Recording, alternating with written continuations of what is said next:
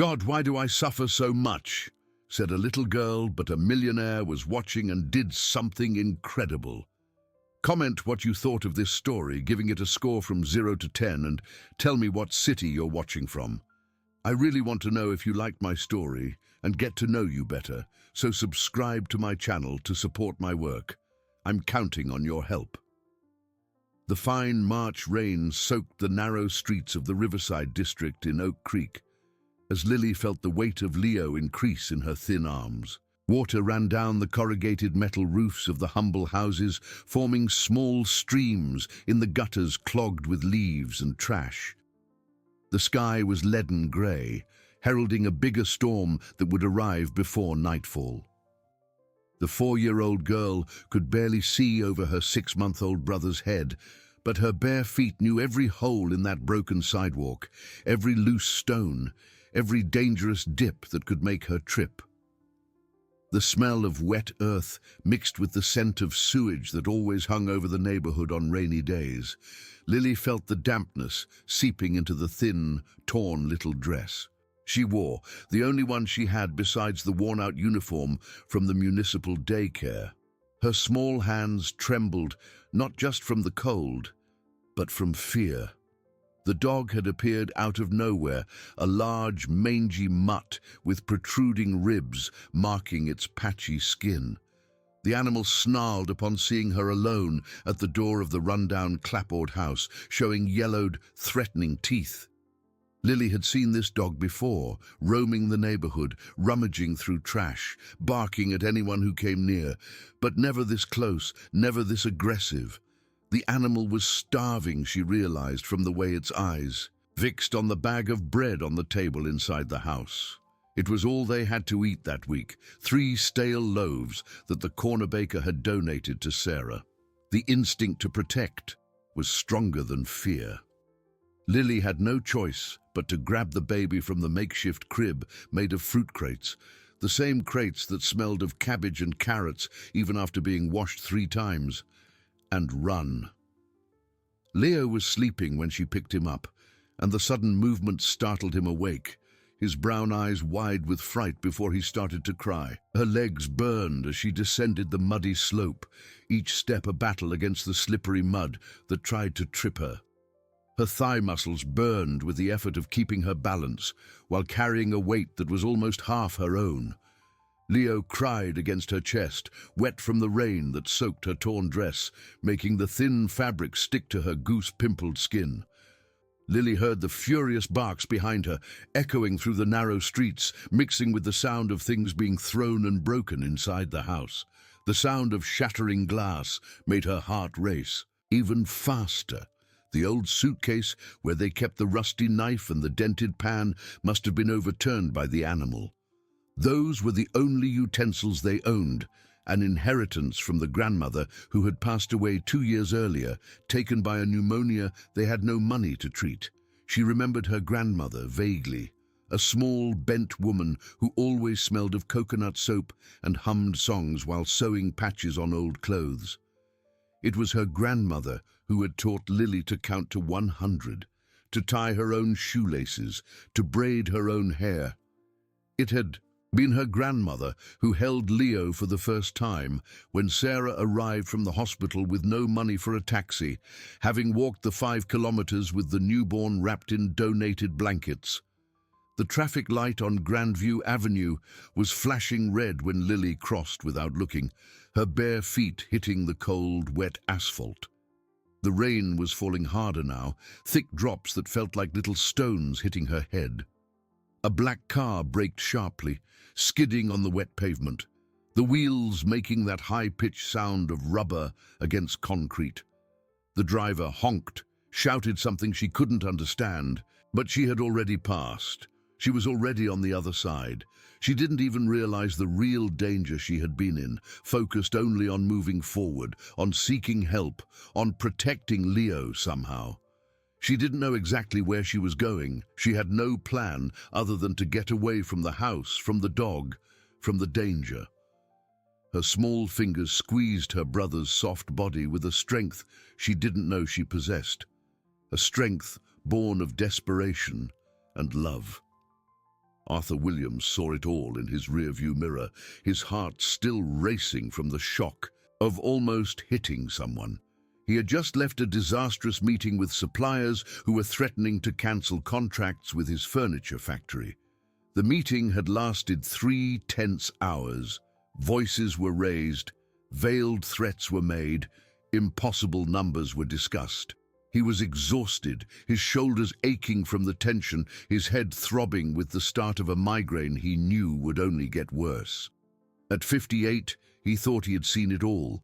He had built an empire from a small workshop, survived economic crises, lost and regained fortunes. But the image of that wet child running desperately with a baby in her arms paralyzed him for a crucial second. Something inside him moved, a strange feeling he hadn't experienced in a long time. It was as if someone had pressed an internal button he thought had been broken for years.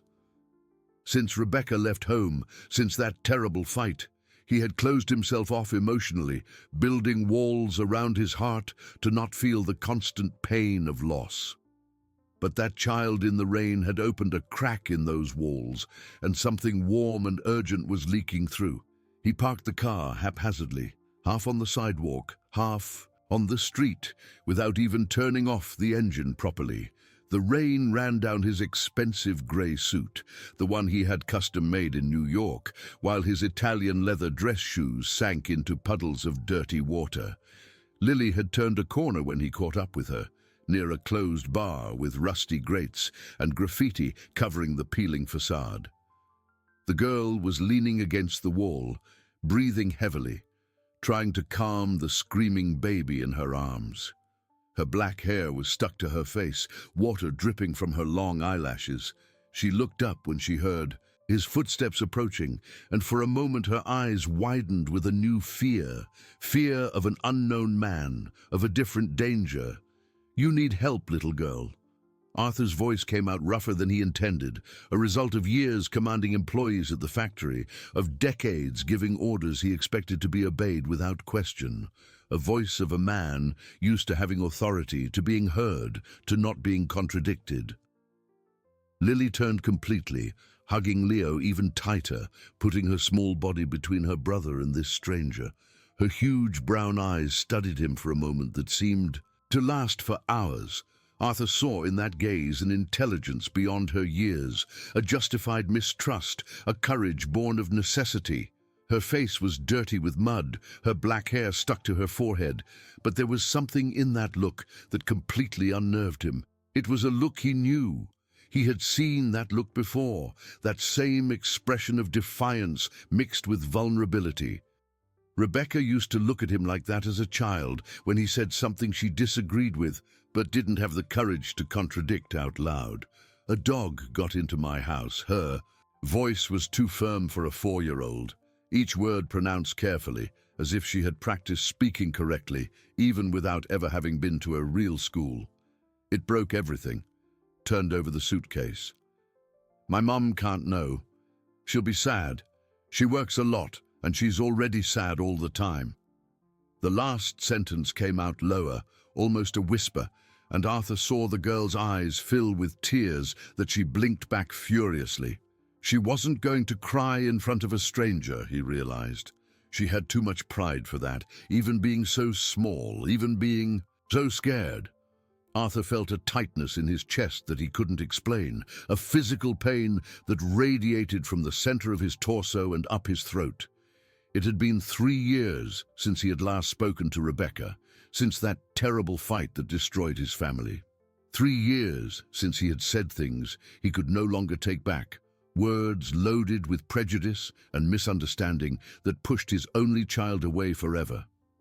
He still remembered every word of that argument. He remembered the expression on Rebecca's face when he said he'd rather have no child at all than have one that was that. He remembered how she had shrunk as if he had physically hit her. He remembered how she had walked out of that room, that house, that life, and he had let her go, too proud, too hurt, too confused to run after her. "I'm taking you home with me." The words came out before he could think, impulsive, born from that strange feeling in his chest that he couldn't name. It's temporary, just until your mom gets back from work. You know where she works. You have her phone number. He held out his hand, realizing too late that it was wet with rain and must look huge to that small child. Lily looked at the hand for a long moment, then at his face, making some kind of quick calculation in her head, assessing risk, weighing options, making a decision that no 4-year-old should have to make. Finally, she didn't take his hand, but she nodded. Okay, but only until my mom gets here, and I'm keeping Leo with me the whole time. I can't leave him alone. He needs me.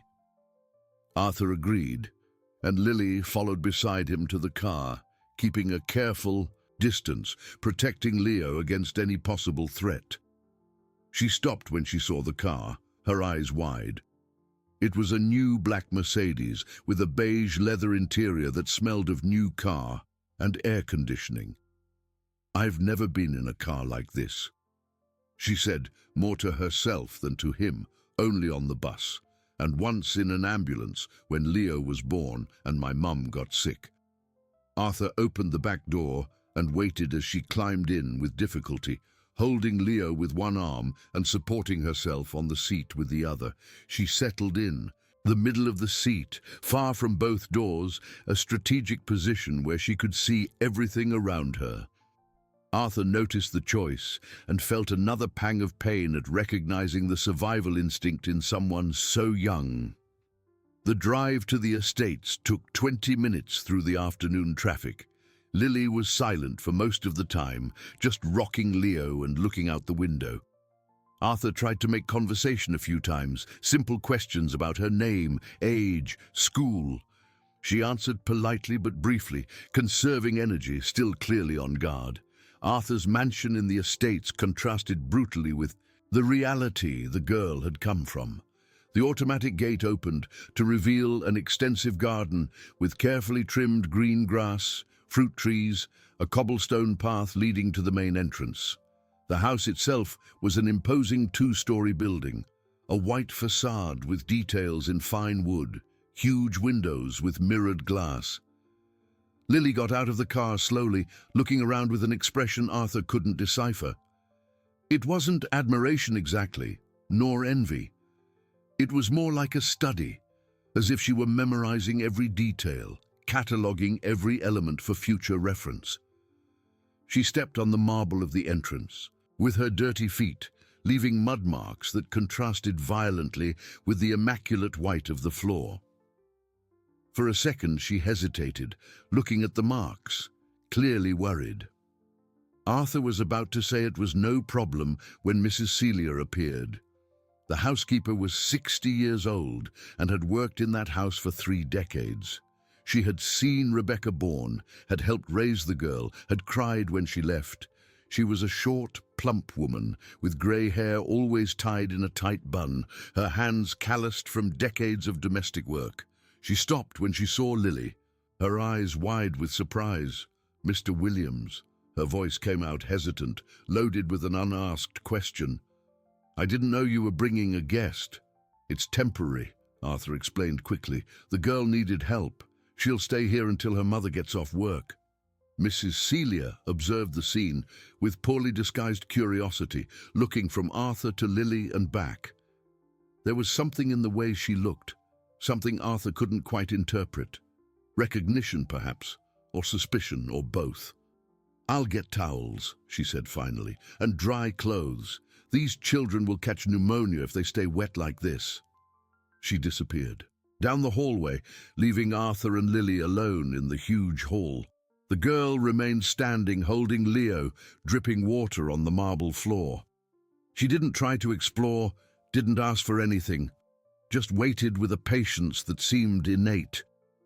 In the first few minutes inside that huge house, Lily didn't relax for a second. Mrs. Celia returned with soft white towels that probably cost more than all the clothes the girl owned. There was also a set of children's clothes, stored for years in a closet in the room that used to be Rebecca's. Lily accepted the towels, but refused the clothes with a firm shake of her head. "They'll be too big, and I'll get them dirty. It's better to stay in my own." "They'll dry soon," Mrs. Celia insisted, but the girl was adamant with a politeness that impressed both adults. Finally, they reached an agreement. Lily agreed to change Leo into dry clothes but kept her own wet ones on. She followed Mrs. Celia to a downstairs bathroom where she changed her brother with the efficiency of someone who had done it hundreds of times. When they returned, Leo was wrapped in a soft towel, only his round little face showing.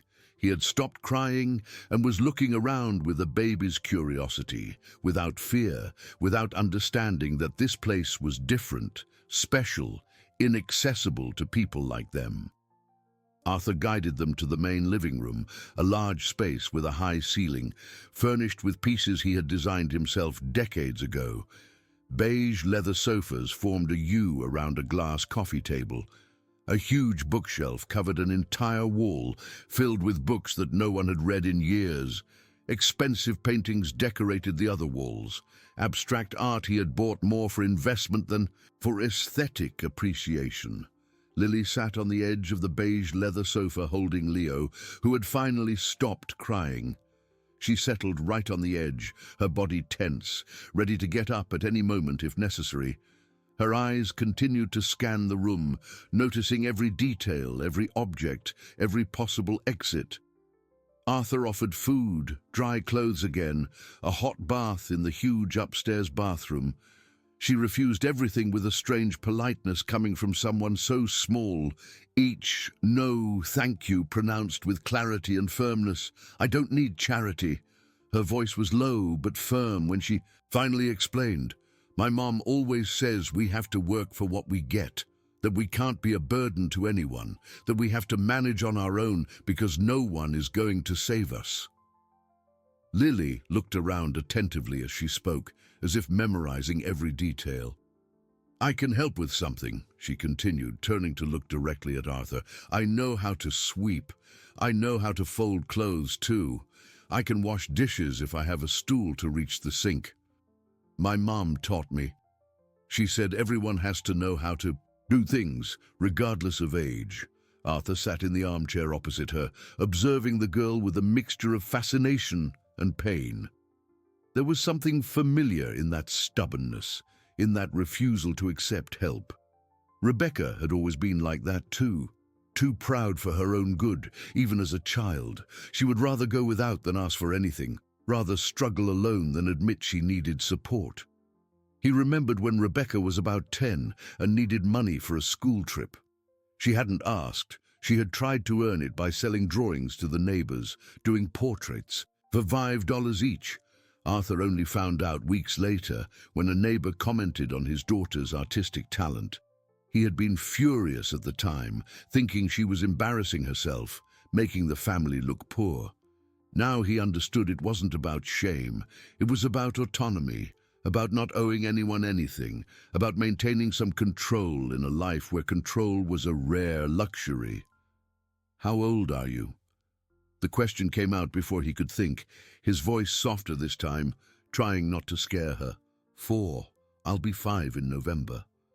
Lily adjusted Leo in her arms as the baby began to stir, looking for milk, small sounds of hunger starting to come from his mouth. "My brother is 6 months old. He was born in September on the 15th. He was born small, my mom said. He stayed in the hospital for a week.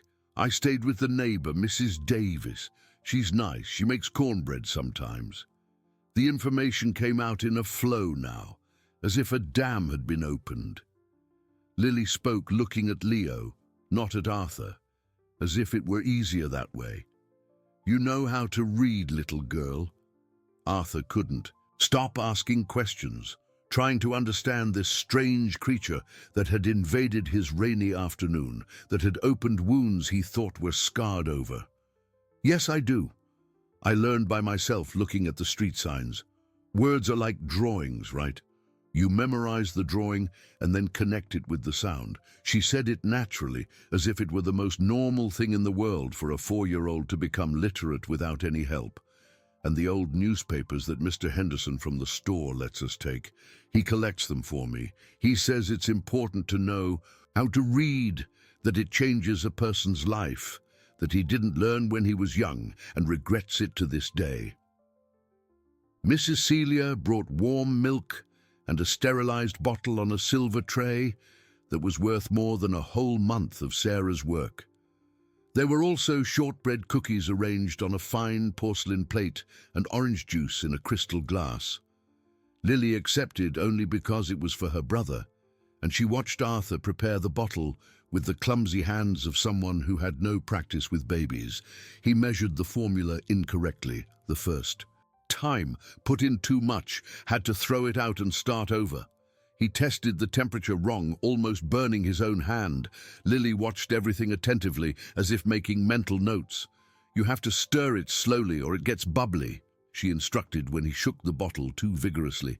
"And test it on your wrist, not your hand. The skin on the wrist is thinner. It feels the temperature better. My mum taught me."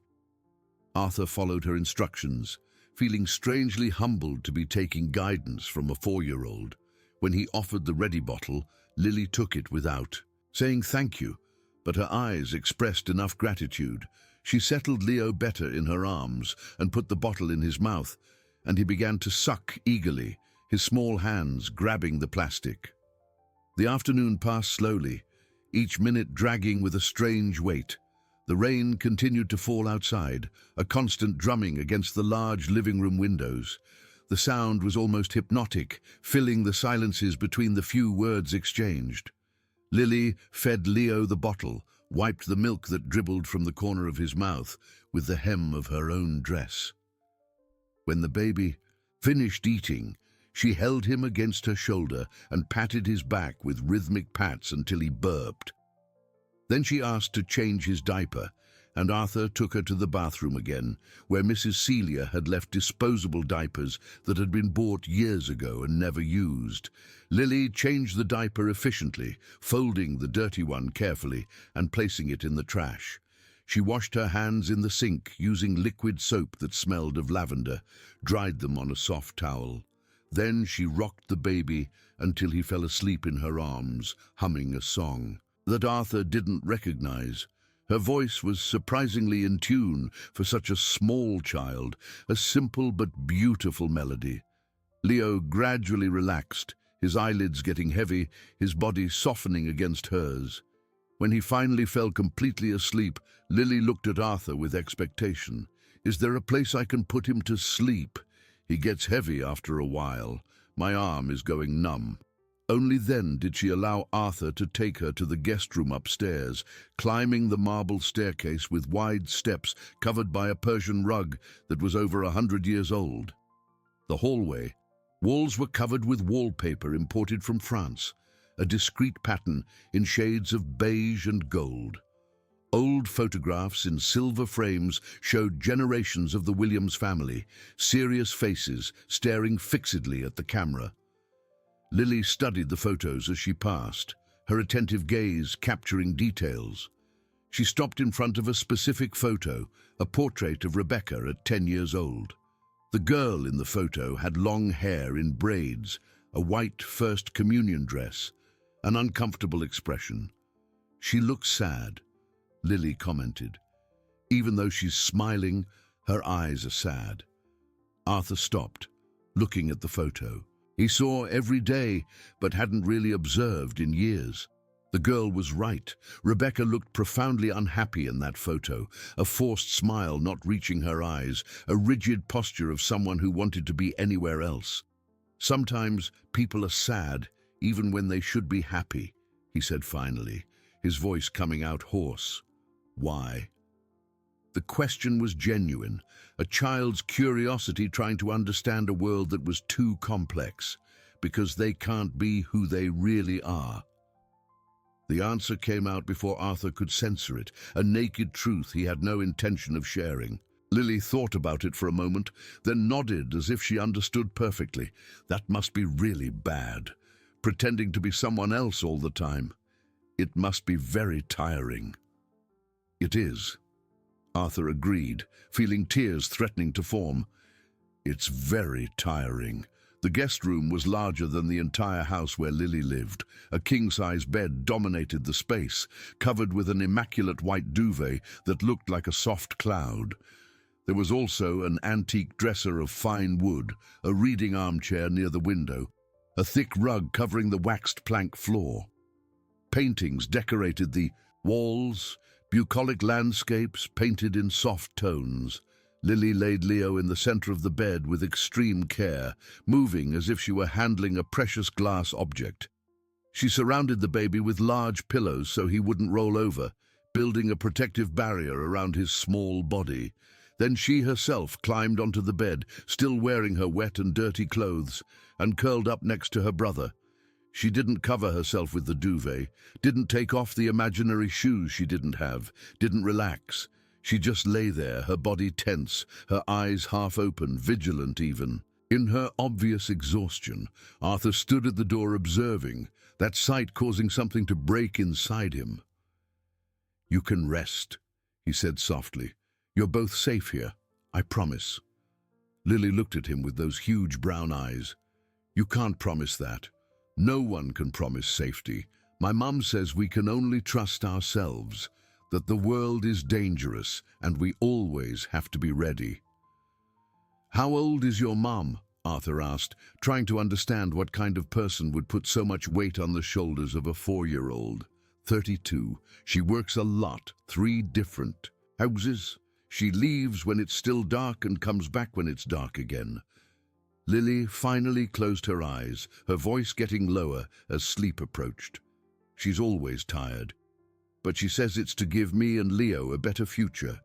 She says we'll have a good school, good clothes, food every day, that she works now so we don't have to suffer like she did. You love your mum." It wasn't a question. A lot. She's the most important person in the whole world. Her and Leo. We're a family. It's all we have. Arthur felt a lump in his throat. Family. Such a simple but complicated word. He had thrown his family away, had chosen pride and prejudice over love and acceptance.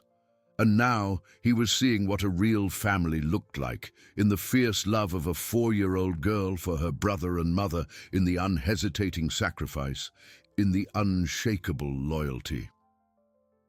He left the room silently, leaving the door ajar so he could hear if the children needed anything. He went down the stairs slowly, his legs suddenly heavy, his whole body carrying a weight that wasn't physical. Mrs. Celia was in the kitchen making coffee. She looked up when he entered, her expression hard to read. "She looks like someone," the housekeeper said bluntly.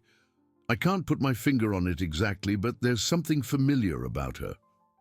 Arthur poured himself some coffee without responding, his hands trembling slightly as he held the porcelain cup. The hot liquid burned his tongue, but he barely felt it, his mind too busy making connections he didn't want to make. "You noticed it too, sir," Mrs. Celia continued, not really asking. "That's why you brought her here, wasn't it? It wasn't just kindness. It was because she reminded you of someone. I don't know what you're talking about." Arthur lied, but they both knew it was a lie. Mrs. Celia dried her hands on a dish towel and approached him. "Mr. Williams, I've worked in this house for 30 years. I've seen a lot. I've learned when to speak and when to stay quiet. But that girl upstairs, she has the same eyes, the same stubbornness, the same way of holding her head when she's scared but trying to be brave. Stop." Arthur put the cup in the sink with more force than he intended, the porcelain, making a loud noise. "You don't know what you're talking about. I know exactly what I'm talking about." Her voice was gentle but firm. "And you do too, sir. The question is, what are you going to do with that information?" Arthur didn't answer. He had no answer to give. He left the kitchen and went to his office, closing the door behind him. He sat in the leather chair behind the solid mahogany desk that had belonged to his father and his grandfather before him. The desk was covered with papers, contracts he needed to sign, invoices he needed to pay, problems he needed to solve, but he couldn't focus on any of it.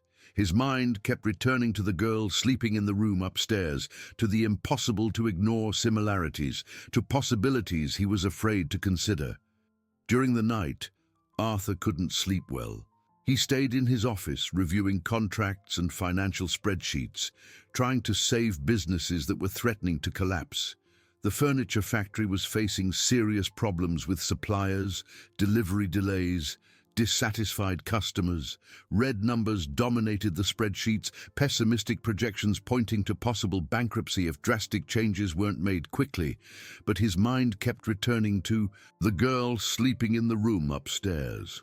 He found himself looking at a photo of Rebecca he kept in his desk drawer, hidden where visitors couldn't see. It was a high school graduation photo, Rebecca at 17, with long hair, a pretty dress, a distant expression. He remembered that day. Rebecca hadn't wanted to take the photo, had complained about the dress, about her hair, about everything. They had fought, as they always fought back then. She wanted to cut her hair short. He had forbidden it. She wanted to wear more masculine clothes. He had bought a whole wardrobe of dresses and skirts. She wanted to be called by another name. He had pretended not to hear. Each memory was a new stab, a renewed pain that he had completely deserved. Around 3 in the morning, he heard screams. He ran up the stairs, heart racing, mind imagining 1,000 terrible things. He found Lily sitting up in bed, crying silently with her hands over her mouth to not make noise. Leo slept peacefully beside her, oblivious to his sister's despair. "Grandpa Artie, Grandpa Artie." She repeated the name between sobs, rocking back and forth in a movement that seemed automatic, a self-soothing mechanism. "Please, don't go, please, I need you, we need you."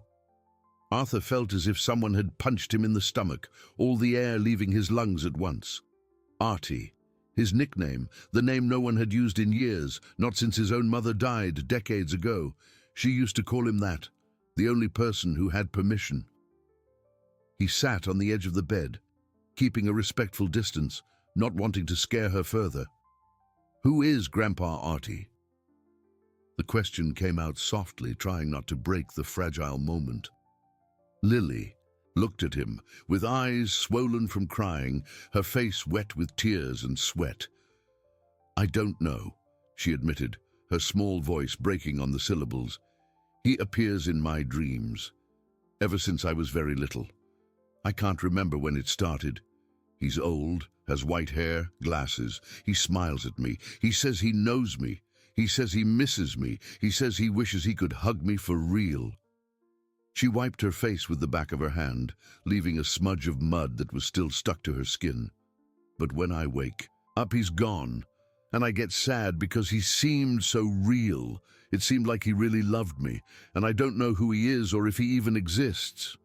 Arthur was shaking now, his hands clenched into fists so tight that his nails cut into his palms. This wasn't possible. He didn't believe in mystical connections, in prophetic dreams, in anything beyond what he could touch and measure and prove. But there was this girl he had never seen, calling him by a name only his family knew, describing him with impossible accuracy. Maybe he is real. The words came out stolen, unplanned. "Maybe he wants to meet you for real too." Lily looked at him with a hope so pure it hurt. "You think so? You think I can find him?" Arthur reached out his hand slowly, giving her time to retreat if she wanted. "I think you already have." That night was the first of many. For 2 weeks, Arthur kept Lily and Leo in his house while he tried to locate their mother. He had hired a private investigator, a discreet man who had been doing this kind of work for decades. The investigator came back after 3 days with information that Arthur had somewhat expected but was afraid to confirm. Sarah Costa, 32, worked as a cleaner in 3 different houses. She left home at 4 in the morning and returned after 9 at night. She earned a total of just over $1,000 a month, paying $300 in rent for the clapboard house that had 4 tiny rooms without proper plumbing. The investigator also discovered that Sarah had worked at Arthur's mansion 4 years ago, hired temporarily when the regular housekeeper was on vacation. She had only stayed for 6 months. She was fired when they found out she was pregnant, a policy of the agency that employed her not allowing pregnant employees. Rebecca was still living at home at that time, the report confirmed. There were records that the two talked frequently, that Rebecca helped Sarah with heavier tasks, even though it wasn't her obligation. Arthur read the report 3 times, each word etching itself into his memory. The dates made sense. Sarah got pregnant 4 years ago. Lily was 4 years old. Rebecca left home 3 years ago, a year after Sarah stopped working there. The numbers danced in his mind, making connections he wanted to deny but couldn't. In those 2 weeks, Arthur discovered things about the girl that left him increasingly disturbed and fascinated. Lily woke up at 5 in the morning every day without needing an alarm clock, her body programmed by routine. She would get up silently, check on Leo to make sure he was breathing well, then go to the window to watch the sunrise. Arthur found her there one morning, sitting on the wide windowsill of her room, watching the sky gradually lighten from black to deep blue to pink and orange. She didn't hear him approach, too focused on the view. "It's beautiful from here," she said when she noticed his presence. "At our house, we don't really see the sunrise. There are too many buildings in the way. But from here you can see everything. You can see the whole sky." Arthur joined her at the window, both watching in silence as the day began. It became a ritual, those silent minutes in the morning where neither of them needed to speak. She insisted on making her own bed and Leo's, folding the sheets with a precision that would have impressed a military officer. When Mrs. Celia tried to help, she refused politely, but with a firmness that accepted no arguments. "I can do it myself. My mum says we can't be a burden to anyone, that we always have to do our part, that there's no such thing as a free lunch in the world." The words came out automatically, as if they were a mantra repeated 1,000 times, lessons etched so deep they had become part of her identity. But what impressed Arthur the most was the child's intelligence.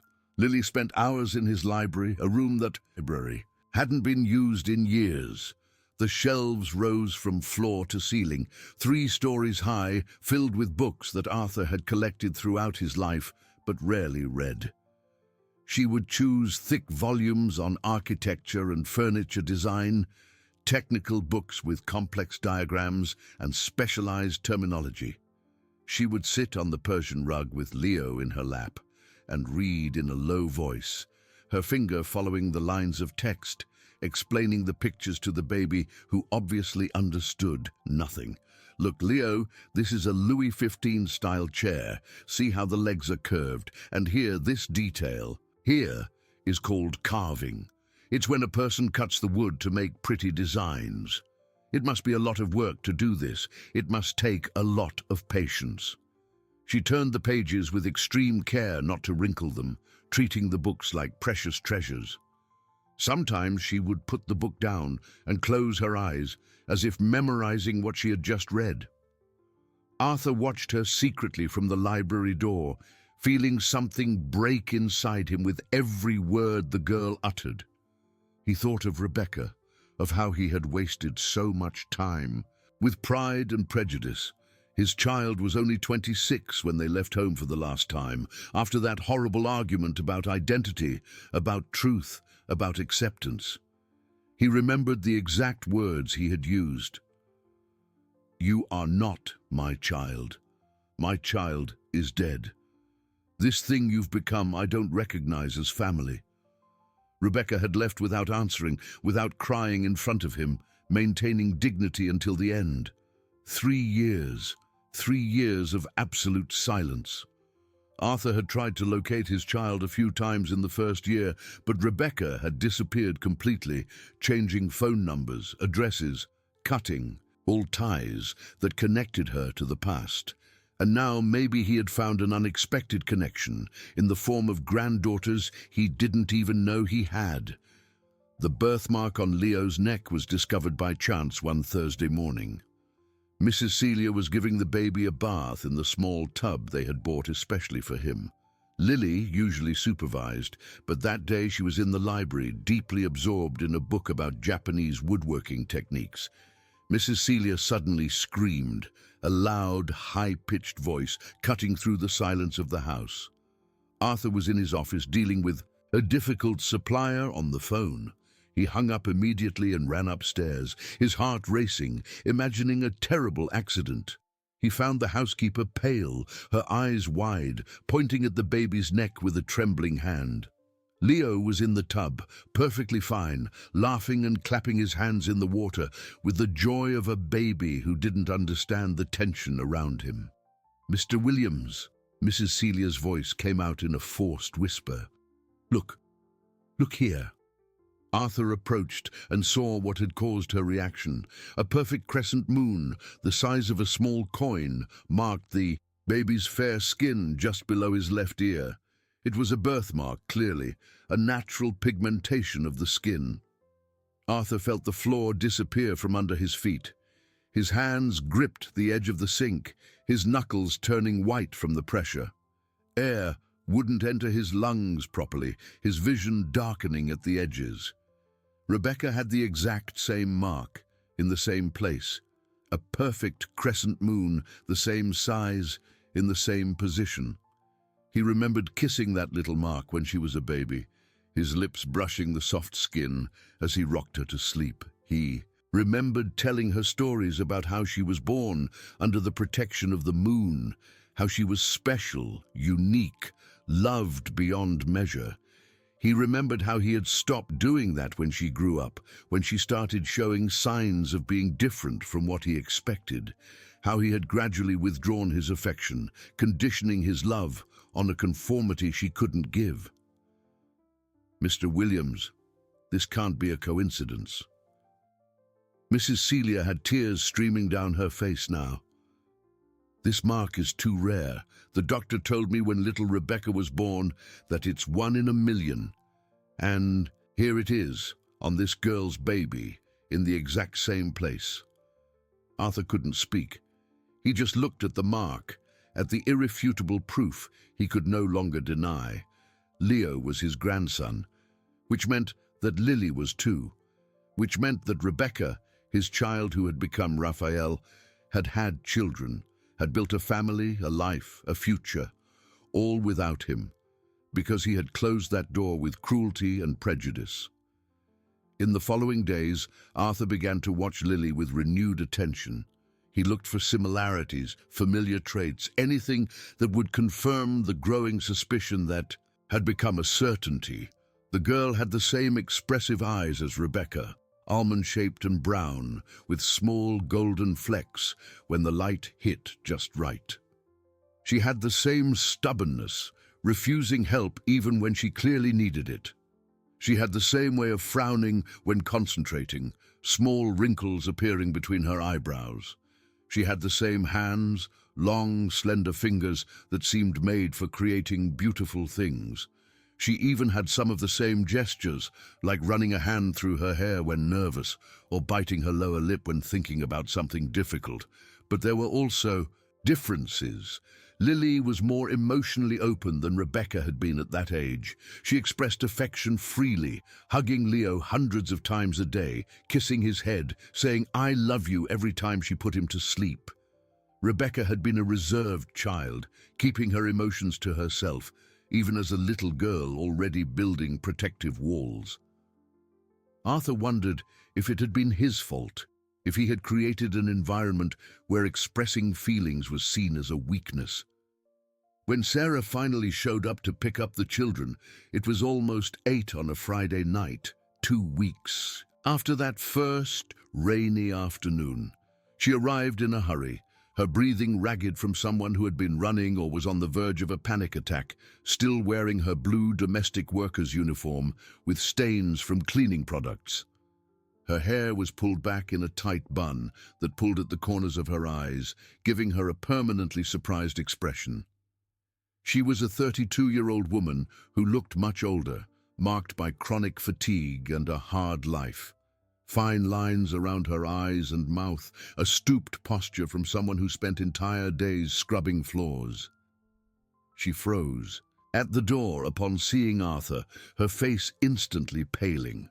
The recognition was immediate, followed by a poorly disguised panic that made her take a step back. Her hands trembled visibly, her fingers opening and closing as if looking for something to hold on to. "Mr. Williams." Her voice came out hoarse, almost inaudible, forced through a throat tight with fear. "I didn't know it was you. Lily just said a man had helped, that he had been kind. I came to get my children as fast as I could. My boss was traveling. I couldn't leave before." Arthur studied her face, searching his memory for where he had seen that woman before. The memories came slowly, fragmented. A temporary employee, quiet and efficient, who had worked in the house years ago. He rarely paid attention to employees, dealing with Mrs. Celia, who managed the rest. But now, looking closely, he remembered. He remembered seeing her talking with Rebecca in the kitchen, the two of them laughing about something. He remembered Rebecca defending her when another employee had complained about her slowness. "You worked in my house." It wasn't a question, it was a statement, loaded with unintentional accusation. 4 years ago. "I only stayed 6 months. I was fired when they found out I was pregnant." Sarah couldn't look directly at him, her eyes fixed on some point beyond his right shoulder. "Your child was still living here back then." "Rebecca. She was always very kind to me, the only person who treated the staff like real people." The name of his child coming from this stranger's mouth made Arthur lean against the wall, his hands seeking solid support. How many layers of secrets were there? How many hidden truths waiting to explode and destroy what was left of his sanity? At that moment, Lily appeared running from upstairs, her small bare feet pattering on the marble, shouting "Mommy!" with pure joy. She threw herself into Sarah's arms with a force that almost knocked the woman over, hugging her waist, her face buried in the soft belly. "Mommy, Mommy, you took so long. I was afraid something had happened, that you weren't coming back." Sarah hugged her daughter tightly, silent tears streaming down her tired face. "Never, my daughter. I will always come back for you, always, no matter what happens." Mrs. Celia brought Leo, who had just woken, up from a nap. The baby saw his mother and started making those happy little noises that babies make, his arms outstretched, wanting to be held. Sarah took him from the housekeeper's arms, holding her son with one arm and her daughter with the other, creating a complete protective circle. "How do you know Rebecca?" The words came from Arthur, harsher than he intended, almost aggressive in their urgency. Sarah looked at him finally, her red-rimmed eyes meeting his. "We used to talk sometimes. She would help me with the heavy tasks, even though I told her it wasn't necessary. She said she understood what it was like to be misunderstood, to be judged for things you couldn't control." She held Lily tighter, using the children as a shield between herself and Arthur. "Rebecca was kind. She said I could trust her, that she would never judge me. When I found out I was pregnant and lost my job, she gave me money. A few $100 she said she had saved up. She told me to take care of the baby, that a child was a blessing even when circumstances were difficult." Sarah was crying openly now, tears soaking her already sweaty uniform. "Mr. Williams, I have to go. Thank you for taking care of the children. I'll pay you back somehow, I promise. I'll work extra. I'll do whatever it takes." She turned to leave, pulling Lily by the hand, but Arthur spoke before he could think. "Wait, just tell me." His voice broke on the last word. "Was Rebecca okay when you last saw her?" Sarah hesitated, her hand on the doorknob. "She was alive, if that's what you're asking. But happy. I don't know if she was ever really happy living here. She left then, practically, running out the door, holding Leo with one arm and pulling Lily with the other. The girl looked back once before disappearing into the darkness of the street, a look that Arthur felt like a direct stab to the heart. Arthur stood in the doorway, watching them disappear into the darkness of the street, their silhouettes growing smaller until they vanished completely around the corner. A feeling that he had lost something important, something precious and irreplaceable, grew in his chest like a malignant tumor. That night he didn't sleep at all. He stayed in his office looking at old photos of Rebecca, entire boxes he kept stored in the closet, but never had the courage to open. From babyhood to her early 20s, a complete photographic record of a life he thought he knew, but never really understood. In all of them, his child looked uncomfortable, as if wearing a costume that didn't fit right. Even in the childhood photos, when she must have been only 5 or 6, there was something in her eyes that suggested a trapped person, pretending to be someone she wasn't. How had he never noticed? How had he been so blind? There was a specific photo he stared at for a long time. Rebecca at 15, a birthday party he had insisted on throwing even though she begged him not to. She was wearing a pink dress with bows, her long hair waved by an expensive hairdresser, light makeup applied by a hired professional. And she looked absolutely miserable, not just uncomfortable or bored, profoundly, viscerally unhappy, as if every second in that outfit, at that party, in that role they were forcing her to play, was torture. And he had seen that expression, had taken that photo, and had done nothing. Worse, he had been proud. He had thought he was finally molding his child into something appropriate, socially acceptable. He hated himself in that moment with an intensity he had never experienced. A cold, deep hatred for who he had been, for the choices he had made, for the pain he had caused the person he was most supposed to protect. On Saturday morning, just as dawn broke, Arthur went to the Riverside district. It wasn't hard to find the clapboard house where Lily lived. He had noted the address from the investigator's report. It was the only precarious structure on a street of simple brick houses, standing out for its extreme poverty, a violent contrast to the neighborhood. The house had walls of mud and straw, a roof of black plastic sheeting that had been patched several times, a door made of old boards nailed together haphazardly. There was no glass in the windows, just holes covered with old cloth. The dog that had invaded had been taken by animal control. Neighbors had seen it and called, worried the rabid animal might attack other children. But the damage remained evident. The door was broken, torn from its upper hinge, hanging at a strange angle. The old suitcase was torn on the floor, its contents scattered, the rusty knife and dented pan thrown in a corner. Sarah was trying to fix the door using pieces of old wood she had found somewhere and bent nails she had straightened by hitting them against a stone. Lily held the nails for her, passing them one at a time when her mother asked, her forehead furrowed in serious concentration. Leo slept inside the house in the crate crib, covered with a thin cloth that served as a sheet. They didn't see him arrive too, focused on their task. Arthur stopped on the street, just watching for a moment. Mother and daughter working together in a synchrony born of practice, not needing to speak much, each knowing what the other needed. There was love there, obvious and palpable. Love that survived despite poverty, despite hardship, despite everything. "I can help," Arthur said finally, his voice louder than he intended in the morning silence. The two of them jumped in fright, Sarah almost dropping the hammer, Lily dropping the nails which rolled onto the dirt floor.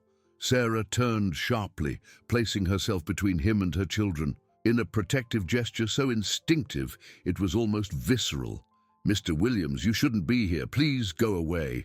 We don't need anything. We're fine. I need to know the truth." Arthur didn't move, maintaining a respectful distance but a firm posture.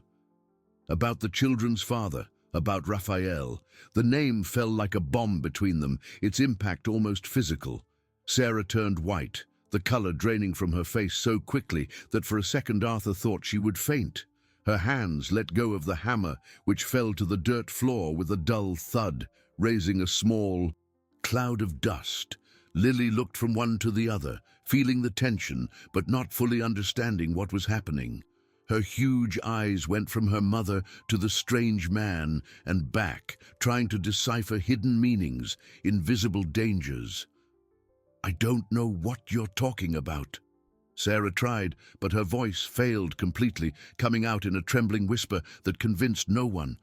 "Raphael Williams." Arthur pronounced each syllable slowly, letting the name hang in the air between them. That was his name, wasn't it?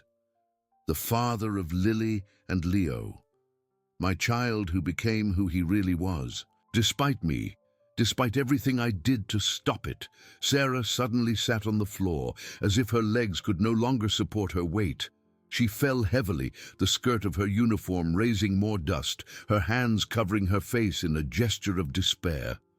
Lily ran to her immediately, her thin arms wrapping around her mother, her small body trying to offer comfort. "Mommy, what's wrong? Mommy, are you okay? Mommy, please, don't cry." For a full hour there in that miserable house with a dirt floor and clay walls, with a roof that let the sun in. Through holes, Sarah told her story. The words came out between sobs, between long pauses, between attempts to regain a dignity that kept slipping away. She had met Raphael 6 years ago when she worked at a popular diner in downtown Oak Creek. It was a simple place that served home-cooked food to local workers, factory and office employees who didn't have time to go home for lunch. He was a cook there, talented and dedicated, always the first to arrive at 5:30 in the morning and the last to leave after 10 at night. He did everything with an almost obsessive perfection, from cutting onions into perfectly uniform cubes to seasoning the beans with the exact balance of spices. Sarah had been hired to wash dishes and clean the kitchen. They worked side by side for hours every day, eventually started talking, a slow friendship forming over comments about the weather, about difficult customers, about shared exhaustion. Raphael never talked about his family. Sarah wiped her face between sobs, telling a story that clearly hurt to relive. He said he had been kicked out of his house years ago, that his father didn't accept who he really was. Didn't fully understand at the time what he meant. He used this name, Raphael, and had documents with that name. "I thought it had always been like that he was born a man, that his father didn't accept him for some other reason he didn't want to share." They started dating after 6 months of working together. Raphael had been hesitant, almost refusing when she confessed she liked him. He had explained that his life was complicated, that he had things in his past he couldn't change, that she deserved someone simpler, less broken. But Sarah had insisted. She genuinely liked him, the way he laughed at silly jokes, the way he hummed while cooking, the way he treated everyone with equal respect, regardless of their social position. When I got pregnant with Lily 2 years later, it was a surprise. Sarah looked at her daughter with a mixture of love and pain. We weren't planning it. We had no money saved. We lived in a rented room that barely fit a bed. But Raphael was happy when I told him. He cried, hugged me, said he would be a better father than he had, that our daughter would grow up knowing she was loved unconditionally. Her voice broke completely then, sobs shaking her thin body. But he was scared too. He said his father would never accept his grandchildren, that we had to manage on our own, that he couldn't go back to his family, that door was closed forever. And that's what we did. We managed on our own. The story continued, each word a stab to Arthur's heart. Raphael and Sarah had lived together for 3 years, raising Lily with much love despite the constant poverty. He worked double shifts at restaurants and she did cleaning jobs in private homes, including temporarily at Arthur's mansion. It wasn't much money, never enough, but they managed to pay rent and buy food. Lily grew up surrounded by love, even when almost everything else was lacking. Then I got pregnant with Leo. Sarah closed her eyes as if reliving that moment was a physical pain. Raphael panicked. He said we couldn't have another child, that he wouldn't be able to support two, that we could barely manage with one. But it wasn't just that. He was sick. I saw him getting weaker every day, more yellow, losing weight even while eating well. She opened her eyes, tears streaming freely now. He would vomit blood sometimes when he thought I wasn't looking. He had terrible pains that would double him over in the middle of his shift. He didn't want to tell me what it was. He said it was nothing, that it would pass. But it didn't pass. It only got worse. Sick how? Arthur could barely form the words, his voice coming out strangled. Liver problems. She said what he already knew, but was afraid to hear. He went to the clinic doctor once. He almost fainted in the kitchen, and his boss forced him. The doctor said something was wrong, sent him for tests. Raphael did them, but never showed me the results. He just said he would need expensive treatment eventually. Treatment we couldn't afford. Sarah was sobbing uncontrollably now, Lily hugging her, also crying without fully understanding why. He left when I was 7 months pregnant with Leo. He came home one day, looked at me, at Lily, and said he had to go, that he couldn't stay, that he would be a burden, that he didn't want us to watch him die. Arthur felt as if someone had ripped his heart out of his chest. The pain was so intense it was almost unbearable, stealing the air from his lungs, making the world darken at the edges. Raphael had been sick, possibly dying, and instead of seeking help, he had chosen to disappear alone.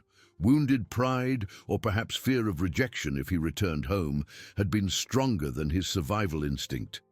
And Arthur knew with an absolute certainty that came from deep guilt that it was his fault. He had created a situation where his son preferred to die alone than to ask for help from the father who had rejected him so completely. He left a piece of paper for Lily. Sarah continued, her voice growing weaker, with numbers written on it. He said one day she would understand what it meant, that when she got older and needed something, she should use those numbers. Lily had been quiet throughout the conversation, absorbing information that was too heavy for a 4-year-old to process. But now she stood up and went to the corner where she kept her treasures in an old plastic bag tied with string. She returned holding a crumpled piece of paper, folded and unfolded so many times it was almost falling apart, tearing at the creases. She held the paper out to Arthur with hands that trembled slightly, her small fingers holding the edge delicately. Daddy Raphael told me to keep this, to never forget these numbers, to recite them every day so I don't forget. She had memorized the sequence, speaking the digits aloud as Arthur looked at the paper, not believing what he was seeing.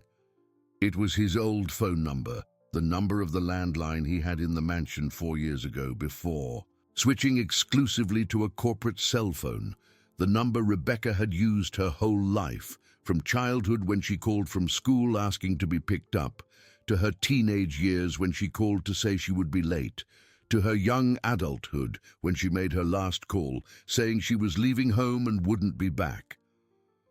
Arthur held the paper with hands trembling so much he almost tore it completely. Raphael's handwriting was recognizable, the numbers written with a blue pen that was fading. There was also a short message below the numbers. Lily, you are my greatest joy. If you ever really need help, call this number. Say you're my daughter. Say that Grandpa Artie needs to meet you. He's a difficult man, but deep down he has a good heart. At least he did before I ruined everything. I love you forever, Daddy. Arthur read and reread the words until they blurred, tears finally escaping, running down the face he was trying to keep composed, but was failing completely.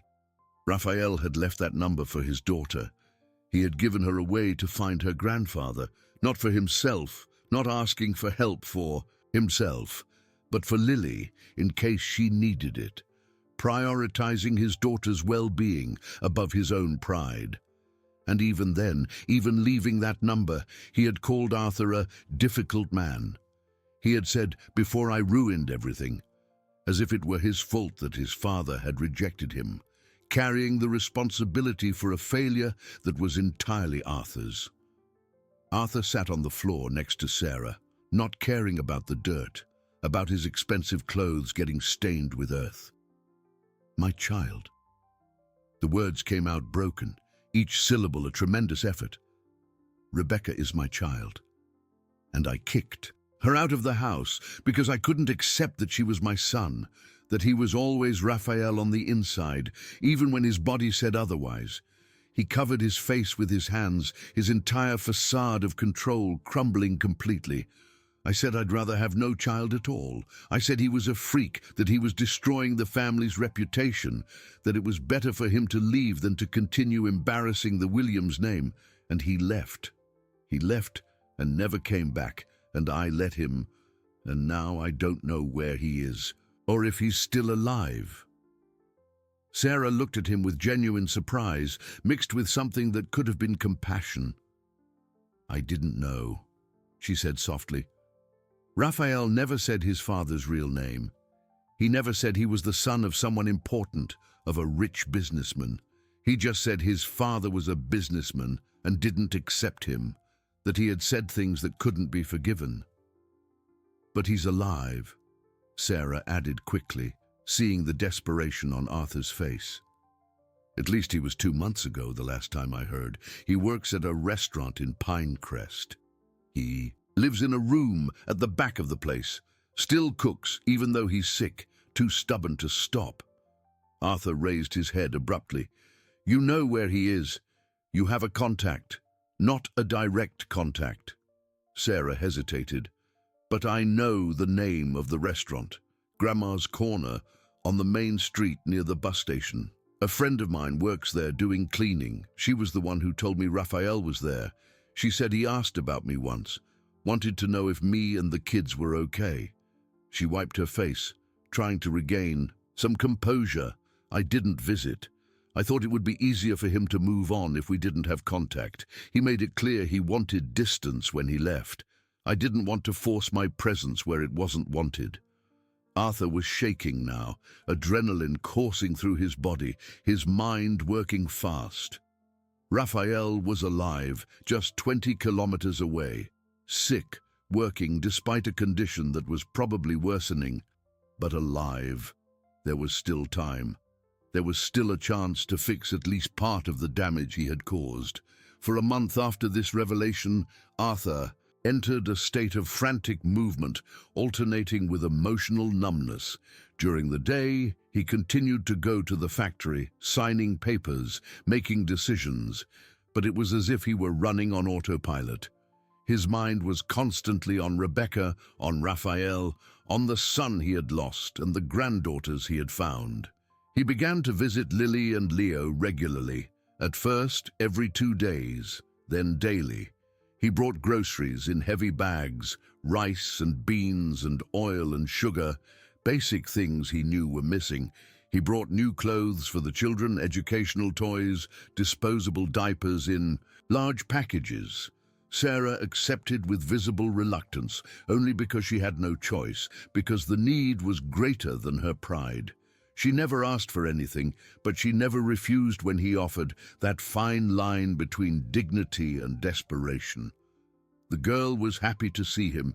She had started calling him Mr. Arthur with growing naturalness.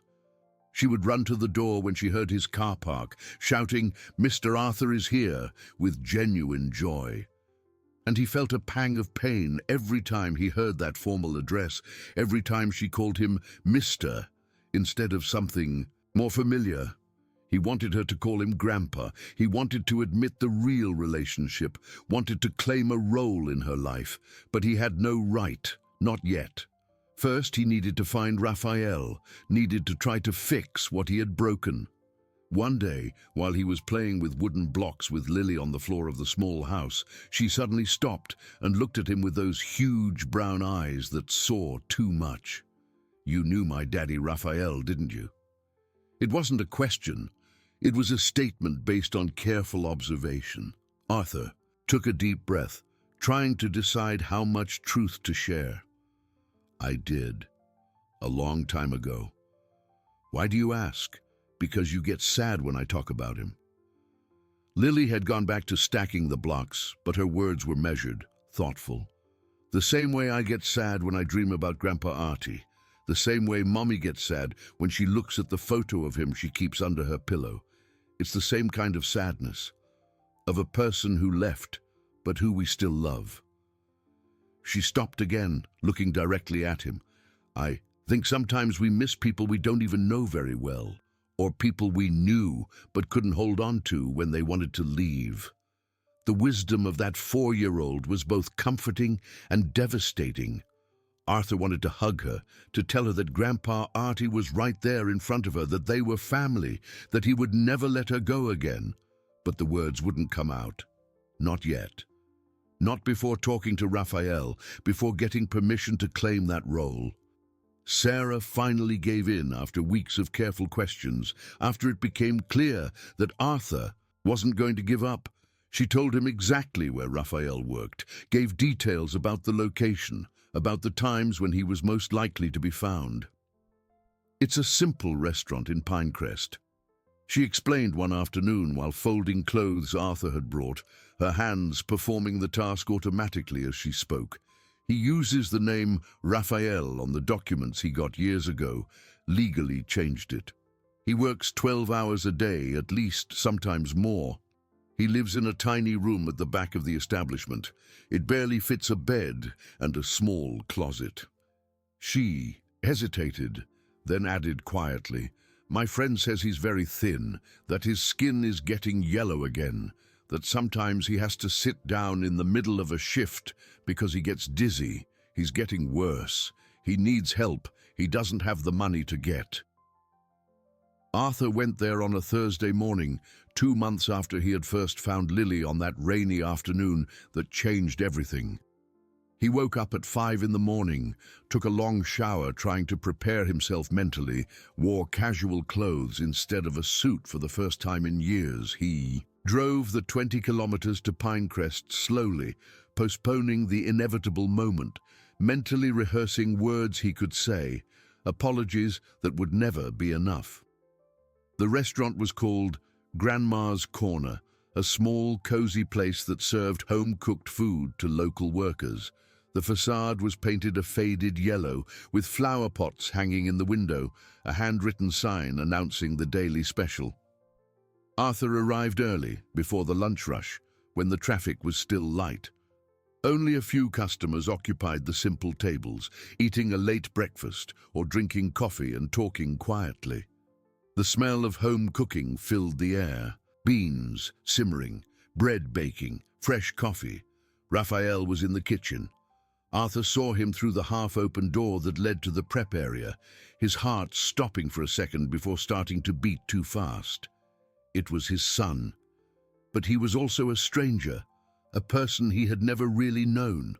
Raphael was a thin man of 29, with very short dark hair, a sparse beard that didn't grow evenly, wearing a white apron stained with tomato sauce and oil. He moved around the kitchen with an efficiency born of years of practice, chopping vegetables in quick, precise movements, seasoning meats with a steady hand, tasting broths and adjusting seasonings. But there was something deeply wrong that was impossible to ignore. Raphael was jaundiced, his skin having a sickly hue that Arthur immediately recognized as a serious liver problem. It wasn't just fatigue or lack of sun, it was the yellow of jaundice, bile pigment accumulating in a body that couldn't process it properly. He leaned against the counter between tasks, as if he needed to gather strength to continue. His hands trembled slightly as he held the knife, his movements not as precise as they should be. There was sweat on his forehead, despite the kitchen not being particularly hot. Arthur entered the kitchen uninvited, pushing the swinging door and entering the small space. The restaurant owner was on the other side preparing bread, turning to complain about a customer in a restricted area. But Raphael looked up first and dropped the knife he was using, the metal clattering on the cement floor with a loud noise that made everyone in the kitchen freeze. "Dad!"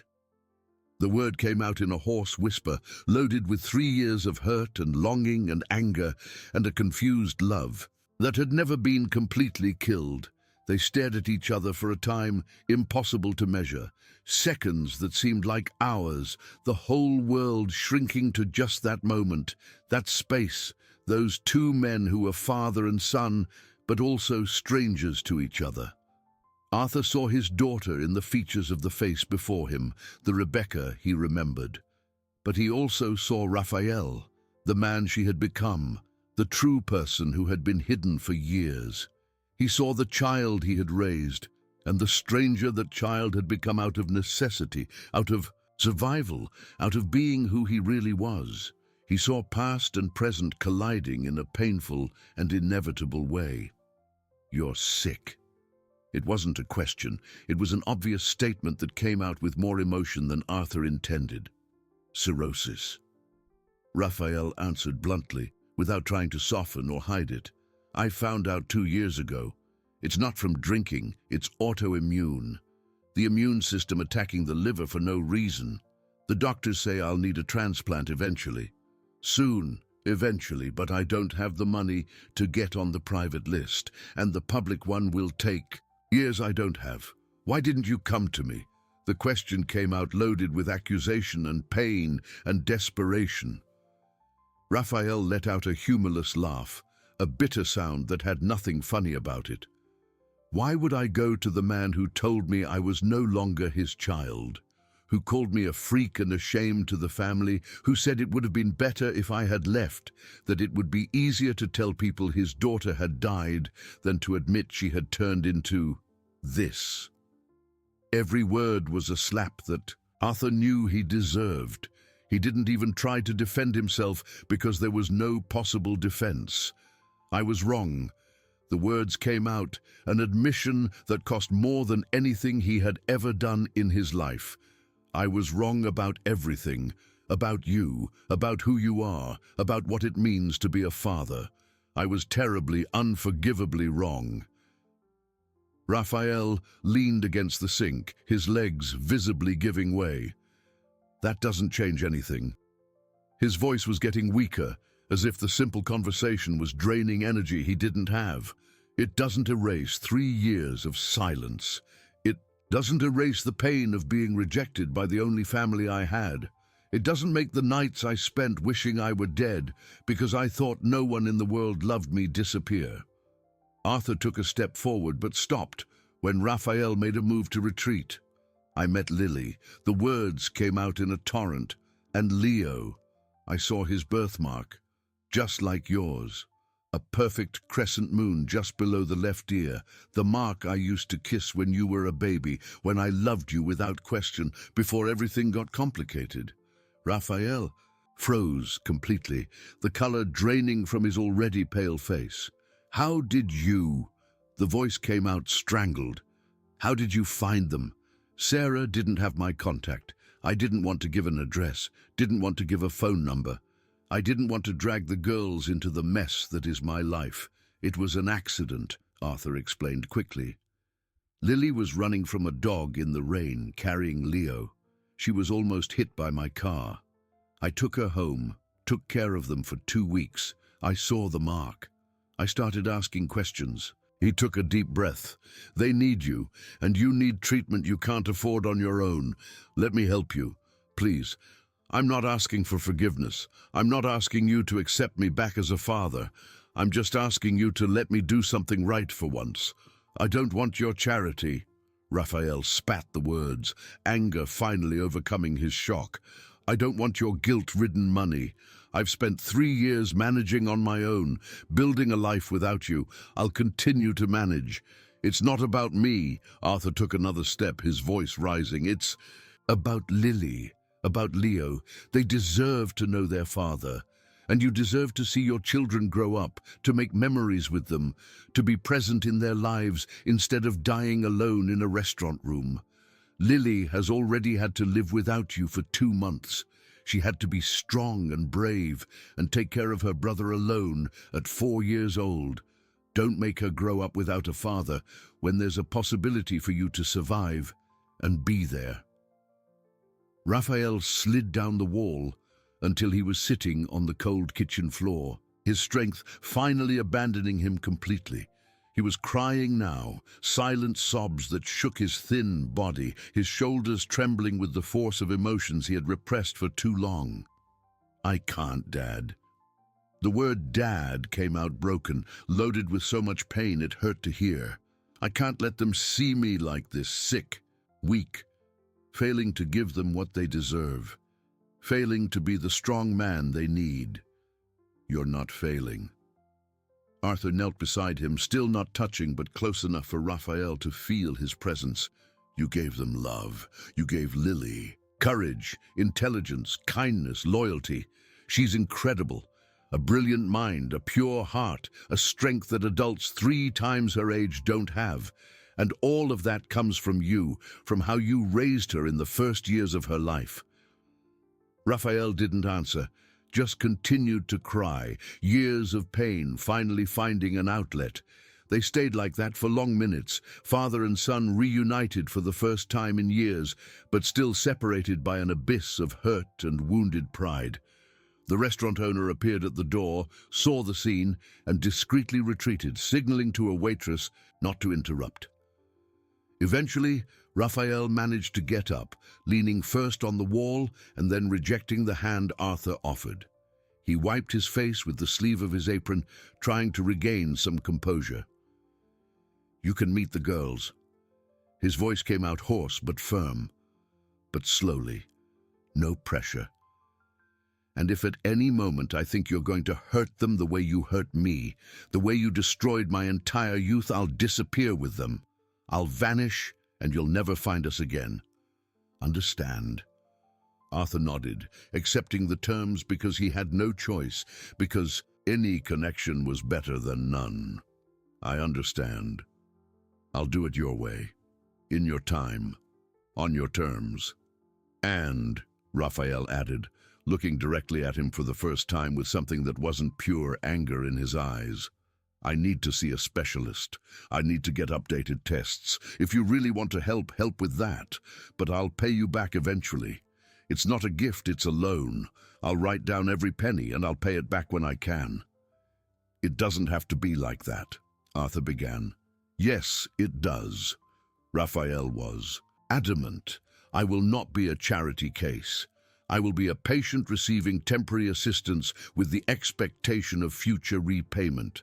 That's how I maintain my dignity. That's how I maintain control over my own life." Arthur agreed because it was that or nothing. "All right, as you wish." And so began a slow and painful reconciliation, 2 steps forward and 1 step back, progress measured in inches when miles seemed impossible. Over the next 3 months, a delicate dance unfolded among all involved. Arthur visited Lily and Leo twice a week, on Tuesdays and Thursdays in the afternoon, when Sarah was already back from work and could supervise. He brought small gifts that Sarah had finally stopped refusing after he explained they were for the children, not for her. Children's books for Lily, who devoured each one in days. Educational toys that challenged her mind without being frustrating. Pretty but practical clothes she could wear without fear of ruining them. Raphael appeared sporadically, always by surprise, never announcing when he would come. He would stay for a few hours before disappearing again, clearly uncomfortable but trying, making a visible effort to be present in his children's lives. Lily had understood, with that strange perception that children sometimes have, that Raphael was her father, and Arthur was the grandfather who appeared in her dreams. She didn't ask many questions, just accepted the confusing situation with disconcerting naturalness. "Daddy Raphael and Grandpa Artie," she said one afternoon, looking from one to the other as the 3 of them were in the small yard of the house. "You fought before. That's why you were separated for so long. But now you're going to stop fighting, right? Because fighting is silly and life is too short to be away from the people we love." The wisdom of a 4-year-old shaming adults who should know better. One Saturday morning, Raphael showed up earlier than usual. Lily was playing in the tiny yard with an old doll that Arthur had bought at a flea market. Not an expensive new doll, but that specific one that Lily had seen and loved immediately.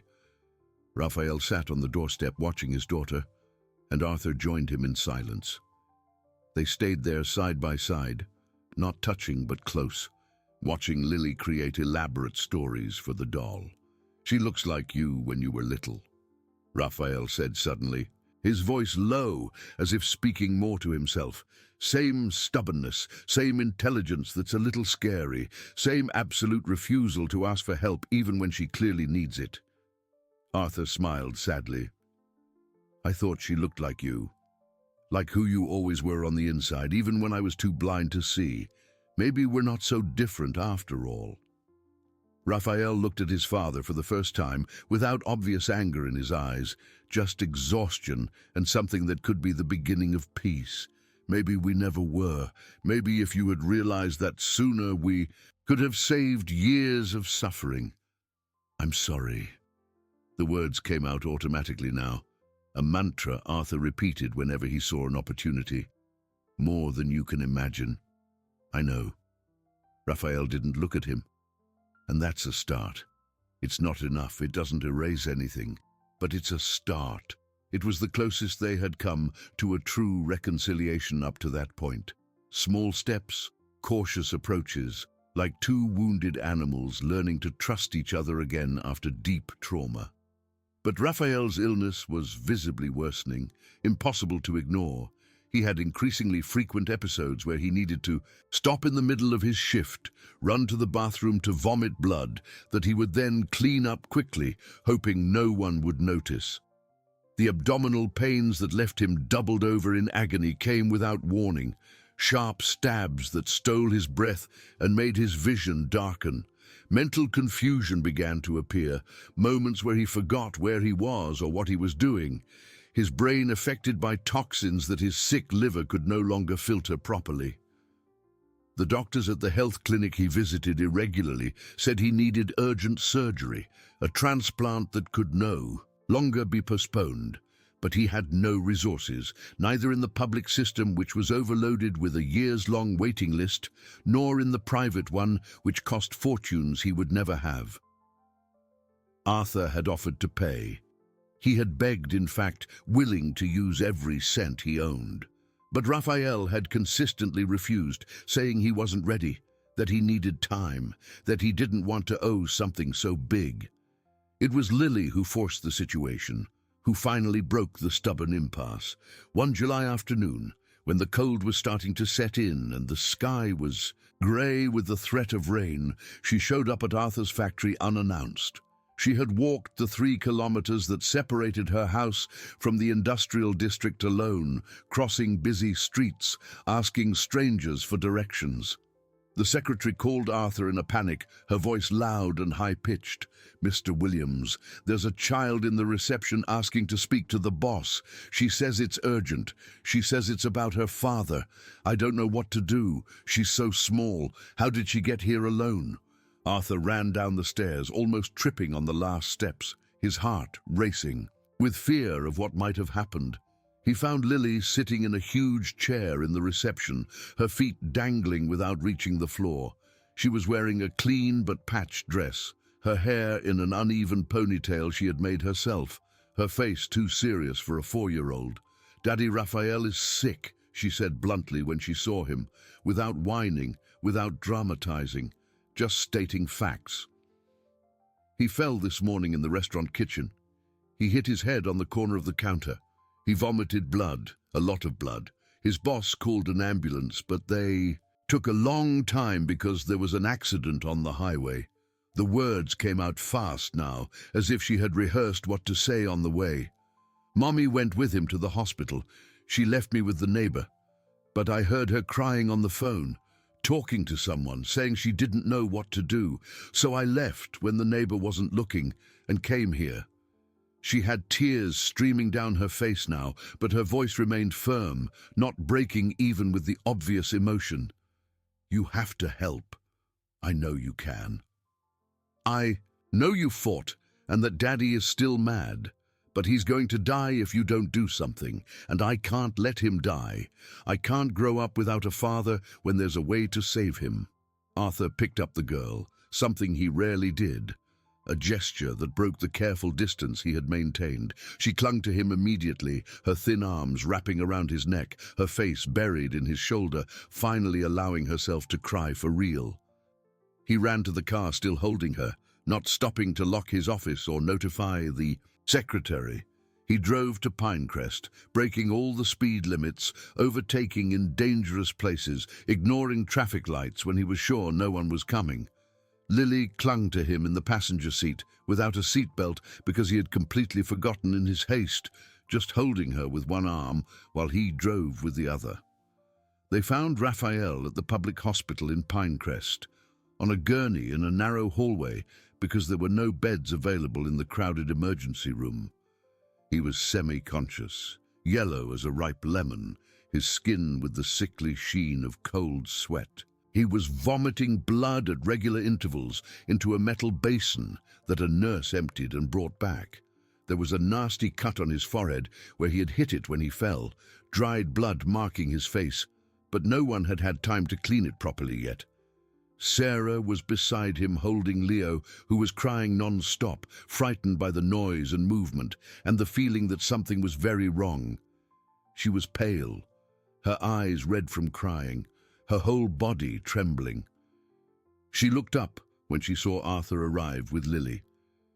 She said nothing, just nodded, a silent permission or perhaps just resignation that she no longer had the strength to fight. Arthur put Lily down and went straight to talk to a doctor, finding an exhausted resident who was handling the emergency. He began to make demands, using the voice of a businessman accustomed to having authority, talking about a transfer to a private hospital, about specialists, about urgent treatment. The resident looked at him with a mixture of compassion and frustration. "Sir, I understand you're worried, but there's a protocol. I can't just transfer a patient to a private hospital without proper authorization, without paperwork, without payment guarantees." "I'll pay," Arthur practically shouted. "I'll pay for everything, whatever is necessary. Just get my son out of here and take him to a place where they can actually help him." It took 2 hours of phone calls, paperwork, and negotiations with health insurance and private hospitals. Arthur used every contact he had, called in every favor he could, made financial promises that would compromise his savings for years. But finally, Raphael was transferred to a private hospital in a nearby city, one of the best in the region, with a state-of-the-art ICU and a specialized hepatology team. A private ambulance came to get him, with competent paramedics who began treatment during the transport. Arthur followed the ambulance in his car, with Sarah and the children. No one spoke during the 40-minute drive. Just a heavy silence, each lost in their own fears and prayers. At the hospital, the medical team took over immediately. Raphael was taken straight to the ICU, doctors making an urgent assessment, stabilizing him, running tests that would reveal the full extent of the damage. Arthur, Sarah, Lily, and Leo stayed in the waiting room, a clean, modern space with comfortable chairs and a television playing quietly, so different from the crowded hallway where Raphael had been an hour before. The cost of the treatment was astronomical. The numbers the coordinating doctor presented were so high they would bankrupt most families. A liver transplant cost hundreds of thousands of dollars, not to mention the hospital stay, the anti-rejection medications that would need to be taken forever, the post-operative follow-up. Arthur didn't even blink as he signed the financial responsibility papers. He would use all his savings, if necessary, sell shares in the factory, mortgage the mansion, sell every material possession he had. He was not going to lose his son again, not when he had a chance to save him. The doctors were direct when they gave the full diagnosis. Raphael had advanced cirrhosis, his liver functioning at only 15% capacity. He needed an urgent transplant, days, maybe weeks at most, before complete liver failure, which would be irreversible. Without a transplant, he would die. It was as simple and final as that. Raphael woke up 2 days later in a hospital suite that looked more like a five-star hotel room. An adjustable bed with electronic controls, a large screen television, a comfortable sofa, a private bathroom with a shower. A huge window offered a view of a well-kept garden. Arthur was sitting in an armchair next to the bed, exactly where he had spent the last 48 hours, leaving only to use the bathroom. He hadn't eaten properly, hadn't slept, just watched, waiting for his son to wake up. It was the first thing Raphael saw when he opened his eyes, his blurred vision gradually focusing on the familiar figure sitting there. Why? The question came out in a voice hoarse from vomiting, his throat sore from a tube they had put in to stabilize him. "Because you're my son." Arthur answered simply, the fundamental truth he had denied for too long. "You always were. You always will be. I was the one who was too blind, too cruel, too wrong to see it before." Raphael closed his eyes, fresh tears streaming down his thin, pale face. "I don't know if I can forgive you," he whispered, a painful admission. "I don't know if I'll ever be able to forget the things you said. The things that made me believe for years that I was a freak, that I would be better off dead than being who I really am. I'm not asking for forgiveness." Arthur leaned forward, his hands clasped between his knees. "Not yet, maybe never. I know I don't deserve it. I'm just asking for a chance to do the right thing now, to be here for you and for the girls, to be the father I should have been from the beginning." They fell silent then, the words exhausted, only their shared presence in the quiet room. The tests revealed that Raphael had a chance of survival with a transplant. His blood type was relatively common, increasing the chances of finding a compatible donor. He was placed on the highest urgency list, top priority, due to the severity of his condition. Miraculously, a compatible donor appeared within 2 weeks. A fatal motorcycle accident. The victim had been a registered donor. The family authorized the organ donation. The liver was compatible with Raphael in all important markers. The surgery was scheduled for a Friday night, a time chosen to minimize complications from a tired team. It would last about 14 hours, a complex procedure that involved removing the diseased liver, preparing the new liver, and connecting all the blood vessels and bile ducts with micrometric precision. Arthur stayed in the waiting room the whole time, accompanied by Sarah, Lily, and Leo. Mrs. Celia also came, bringing food that no one ate, offering silent comfort just by being present. Lily drew during the wait, trying to distract her mind from the paralyzing fear. Pages and pages of drawings showing a large house with many windows, people holding hands in a flower garden, a long table full of food with everyone sitting around it. Arthur looked at the drawings and saw the girl's dreams materialized in cheap crayons. She was drawing the family she wanted, the family that had been denied for years by the squabbles of selfish adults. She was drawing the future she hoped to have, where everyone was together and happy and safe. And Arthur promised himself that he would make those drawings a reality, no matter what it cost. The surgery was technically successful. The medical team came out exhausted but satisfied after 14 uninterrupted hours. The new liver had been implanted correctly. It was functioning, producing bile, filtering blood as it should. But Raphael was in critical condition.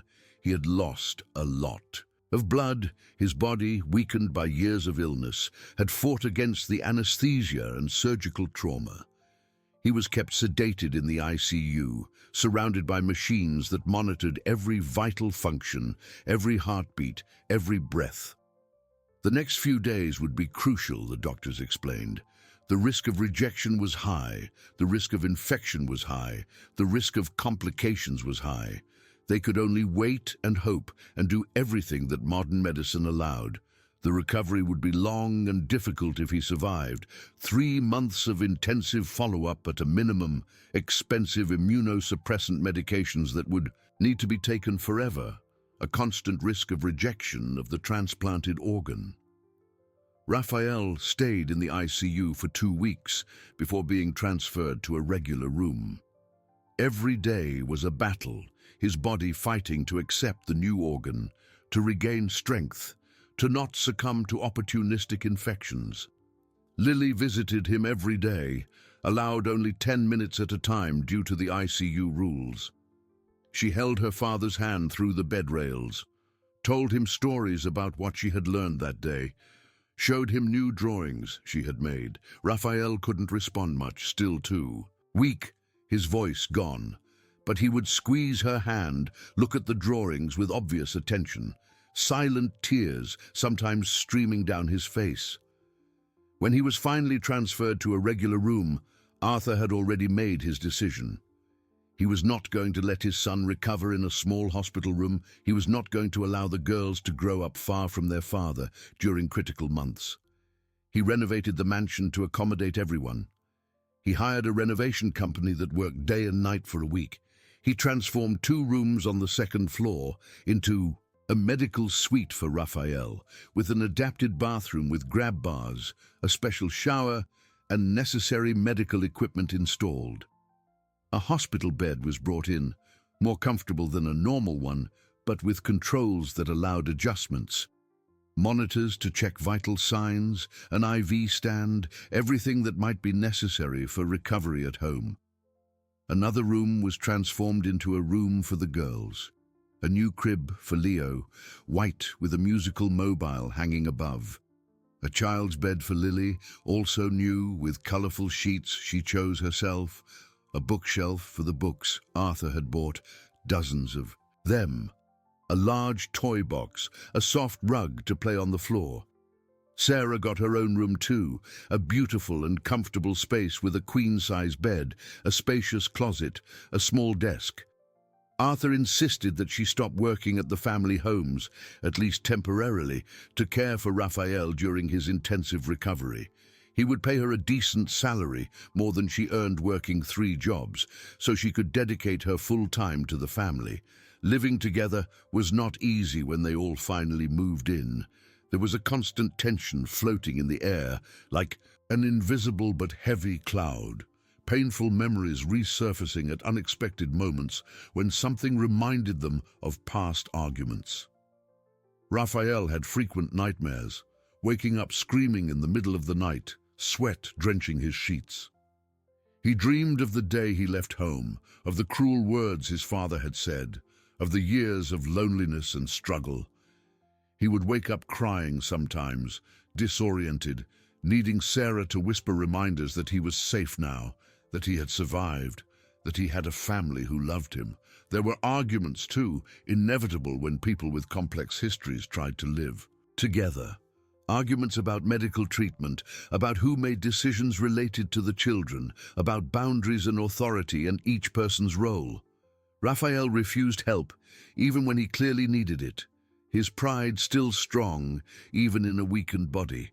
He insisted on trying to do things on his own, walking to the bathroom without support, showering without assistance, refusing painkillers even when the pain was obvious. Arthur wanted to care too much, to smother with attention that was not welcome. He checked on Raphael constantly, asked how he was feeling 10 times a day, tried to help with every small task. One night, 3 weeks after the move, Arthur found Raphael sitting in the backyard garden looking at the stars. It was 2 in the morning, the temperature had dropped considerably, Raphael shivering in just his thin hospital pajamas. Arthur took a thick wool blanket from inside the house and placed it over his son's shoulders without asking permission. He sat next to him in silence, both looking at the night sky dotted with millions of stars, visible far from the city's light pollution. "I'm sorry," Arthur said eventually, breaking the silence. "For everything. For not accepting you when you needed to be accepted. For saying those horrible things that marked you forever. For wasting years we could have spent together, building a real relationship." Raphael was silent for a long time, just pulling the blanket tighter around him. Then he said, his voice coming out in a hoarse whisper loaded with emotion. "When I was a kid, you used to take me to the factory on weekends. You taught me about wood, about different types and grains and properties, about design, about how to make furniture that would last for generations. I loved that, those moments when it was just the two of us and wood and creativity." He took a deep breath, the cold air burning his still sensitive lungs. "When I started trying to explain who I really was on the inside, when I tried to say I didn't feel like the daughter you expected, you stopped taking me, you stopped teaching me, you stopped seeing me as a person, you only saw disappointment and shame. I lost my father that day, long before I officially left home." Arthur had no words to respond. There was no excuse that could erase that pain, no explanation that would make his actions less cruel and harmful. But Raphael continued after a long pause, his voice getting slightly stronger. "I see how you are with Lily. I see you teaching her about furniture, showing her the tools with care, explaining techniques with infinite patience. And she loves you. She calls you Grandpa Artie when she thinks no one is listening, her voice full of pride and affection." Arthur felt tears streaming down his face, not bothering to hide them. "I want to be better, for her, for Leo, for you if you'll let me. I want to be the man I should have been from the beginning." Raphael finally looked at his father, his eyes shining with his own tears. "It's going to take time. A lot of time. I'm not going to wake up tomorrow and pretend everything is fine, that we're a happy family with no problems or traumatic history. I know." Arthur nodded, accepting the hard truth. "But maybe." Raphael hesitated, his voice breaking a little. "Maybe we can try, slowly, without pressure, without unrealistic expectations. Just trying to build something new on the ruins of what was destroyed. It was the real beginning of the healing, slow and painful, but genuine." In the following weeks, father and son began to talk for real. Not just exchanging polite words, but sharing real thoughts, true feelings, deep fears. Arthur learned about Raphael's journey to become who he really was, about the years of therapy starting in his teens, about the long process of transition that had been interrupted by lack of resources, about the constant fear of violence that accompanied trans people, about the rejection that came not only from family, but from society as a whole, about the strength it had taken to continue living authentically. Despite everything, Raphael learned about Arthur's suffering after he left home, about the regret that grew every day, even when pride prevented him from seeking reconciliation, about the sleepless nights thinking about the child he had lost, wondering if he was alive, if he was okay, if he could ever forgive. About how prejudice had been taught, inherited from previous generations, but that didn't excuse it. It only explained the origin of such a limited and harmful worldview. Lily was the glue that held everyone together when tensions threatened to blow everything up. She moved between Raphael's room and Arthur's office with natural ease, taking drawings to her father and asking her grandfather for stories. Leo began to crawl around the huge house, exploring corners with a baby's curiosity, knocking over expensive decorative objects that Arthur didn't even blink at when they broke. Leo's laughter echoed through the hallways that had been silent for years, bringing new life and unexpected joy. 4 months after the surgery, Raphael was strong enough to start thinking about working again. The doctors had given him a conditional discharge with a long list of restrictions and precautions, but basic permission to gradually resume his life. But instead of returning to restaurant kitchens, a physically demanding job his body could no longer handle, Arthur invited him to help at the factory.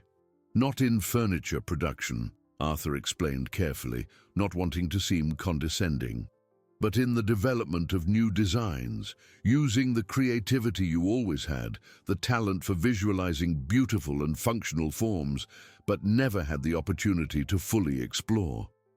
Raphael resisted initially, as Arthur expected.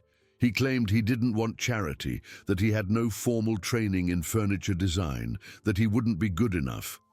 But Arthur insisted, showing a portfolio of sketches that Raphael had made years ago and left behind when he left home. Arthur had kept everything, drawings of innovative furniture that combined functionality and art in a unique way. There were chairs with ergonomic backs that looked like modern sculptures, tables with an ingenious extension system, modular shelves that could be rearranged endlessly. Everything showed a sharp, creative vision waiting to be developed. Lily was present when they finally reached an agreement. Sitting on the office floor, drawing her own designs, she clapped her hands when Raphael agreed to try, jumping for joy in such a genuine and explosive way that both men laughed together for the first time in years. "You're going to make beautiful tables, Daddy," she said, smiling, her eyes shining with pride. "Tables that will last forever, just like Grandpa Artie makes. And chairs too. And everything. You're talented, I know it." Lily's 5th birthday party was scheduled for a Saturday in November, the exact day of her birthday. Arthur had initially wanted to do something big, rent a fancy buffet with entertainers and clowns and a bouncy castle, invite dozens of people. But Raphael and Sarah convinced him to do something more intimate, just the family in the mansion's garden. It would be more meaningful that way, more true, without unnecessary ostentation. Mrs. Celia prepared a 3-tiered cake decorated with meticulously handcrafted sugar flowers. It took her 2 whole days to make, each petal individually molded with infinite patience. There were colorful balloons tied to the garden trees, dozens of them, creating a floating rainbow swaying in the gentle breeze. A long table covered with a white linen tablecloth was filled with homemade food, Lily's favorite dishes that Mrs. Celia had carefully noted over the months. Sarah had sewn a new dress for her daughter, light blue with a huge white bow on the back. It had taken her weeks, working at night after Lily fell asleep, each stitch made with love and care. But the most special gift was hidden in the factory workshop, covered with a large sheet. In the weeks leading up to the party, Lily had spent entire afternoons there with Arthur, learning about wood in a more in-depth way. She learned about different types, oak and mahogany and pine and cherry, each with its characteristic grain and unique properties.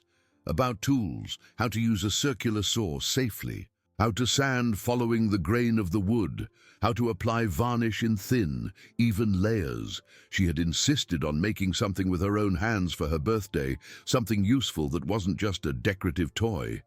Together, grandfather and granddaughter had built a small chair, perfect for her size. It was simple in design, made of cheap pine, because Lily had insisted on using a material she could eventually afford when she had her own money. But it was solid, well-built, with a smooth, professional finish. Lily had sanded every inch of the wood with a patience impossible. For a child about to turn 5, she had started with coarse sandpaper to remove imperfections, progressing through increasingly fine grits until the wood was as soft as silk.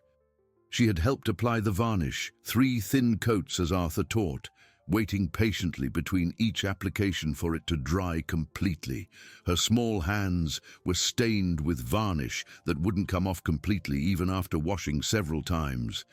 But she didn't care. When it was time to present the gift during the party, Arthur brought the chair from the car where it had been carefully transported. It was still covered with a white sheet.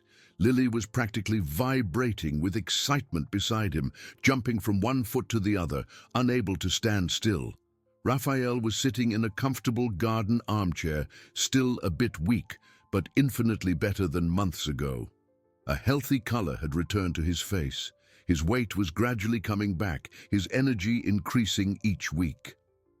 Leo played on his lap, trying to grab colorful balloons that floated nearby, but were always just out of reach.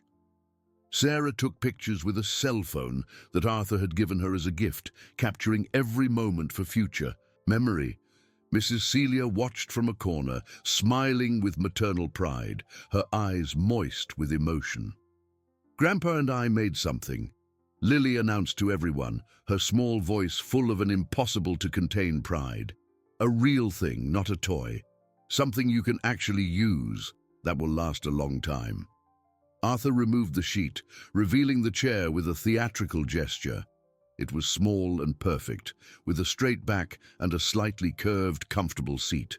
Carved into the back, in crooked but legible letters, was written Lily 2024, made with a branding iron that Arthur had heated and Lily had pressed into the wood under careful supervision. I helped with everything. Lily ran to the chair, running her hands over the smooth wood with a reverent touch. I cut the legs with the saw, but Grandpa held it with me because it's dangerous and I'm still small. I sanded it all myself. Look how smooth it is.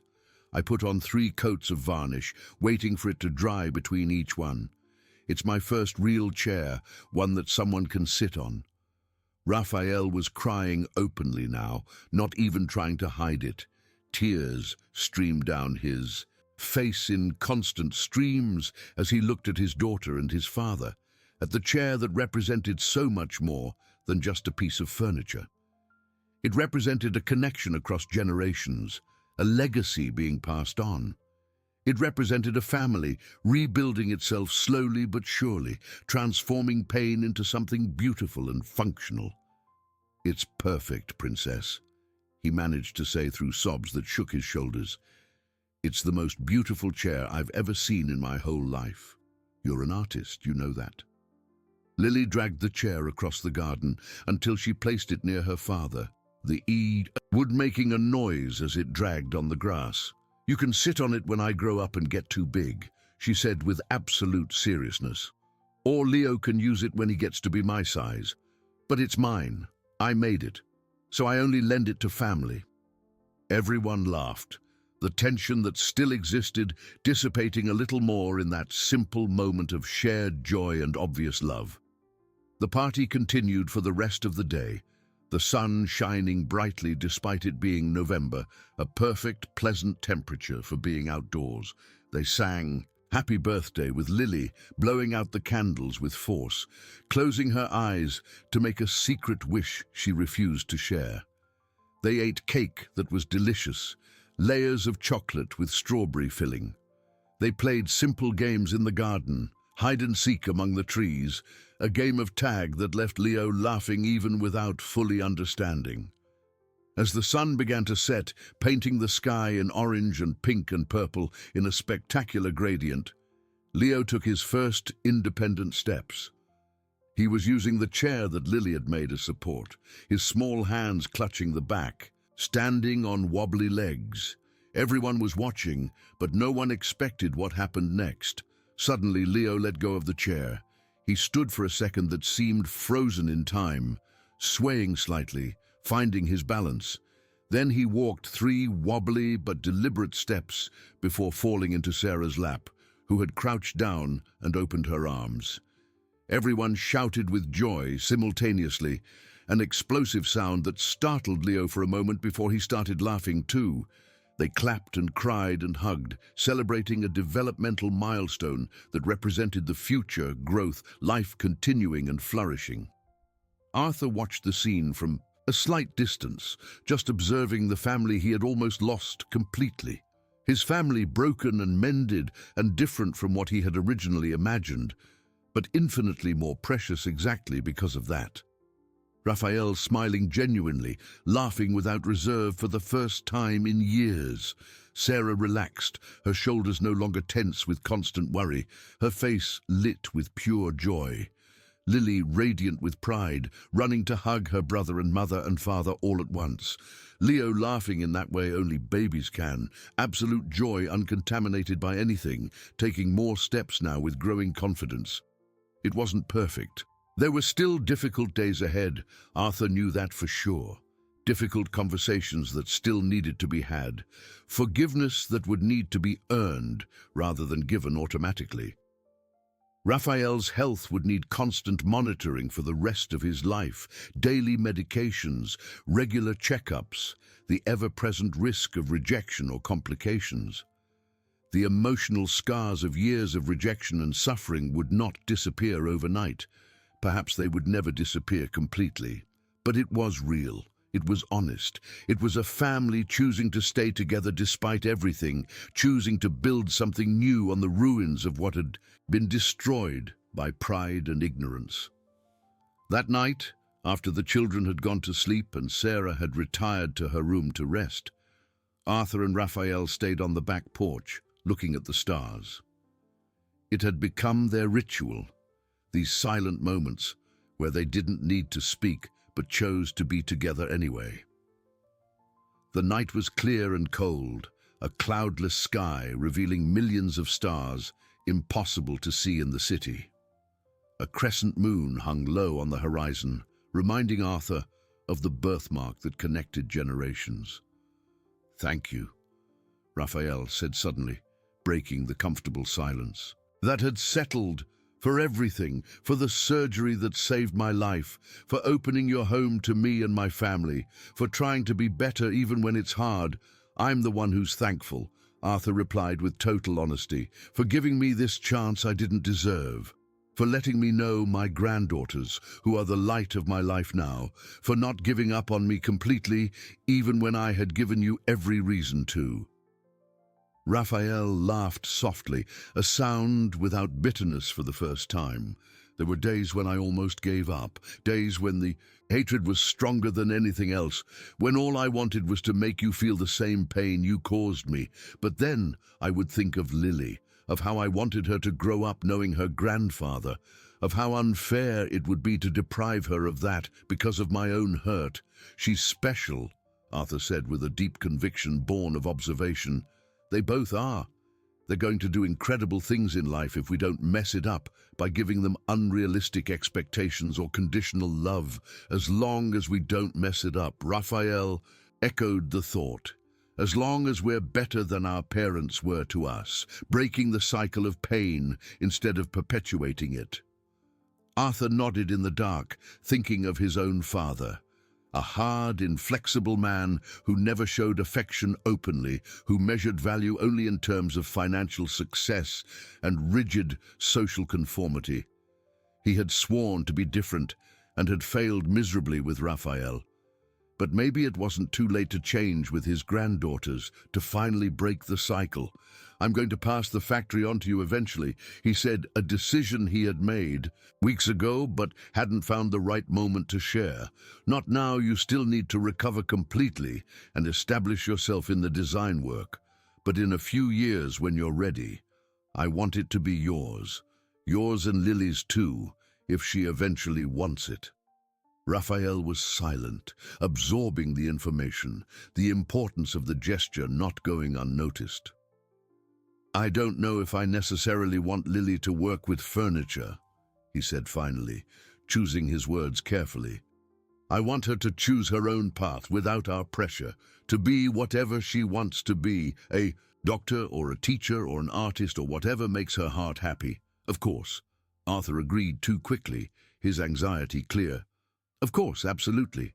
But if she chooses this, if working with wood and design is what makes her heart sing, we won't stop or discourage her." "Right. We'll support whatever choice she makes." "Right." Raphael extended his hand across the space that separated them, and Arthur shook it firmly. It was a simple gesture but loaded with deep meaning, an agreement, a truce, a promise of a shared future where the mistakes of the past would not be repeated. The following months brought gradual but constant changes that completely transformed the dynamic of the house. Raphael began to work part-time at the factory 3 times a week, developing a line of sustainable furniture that quickly gained industry attention. His creations combined a clean, modern aesthetic with intelligent, practical functionality, using certified reforestation wood and techniques that dramatically minimized waste.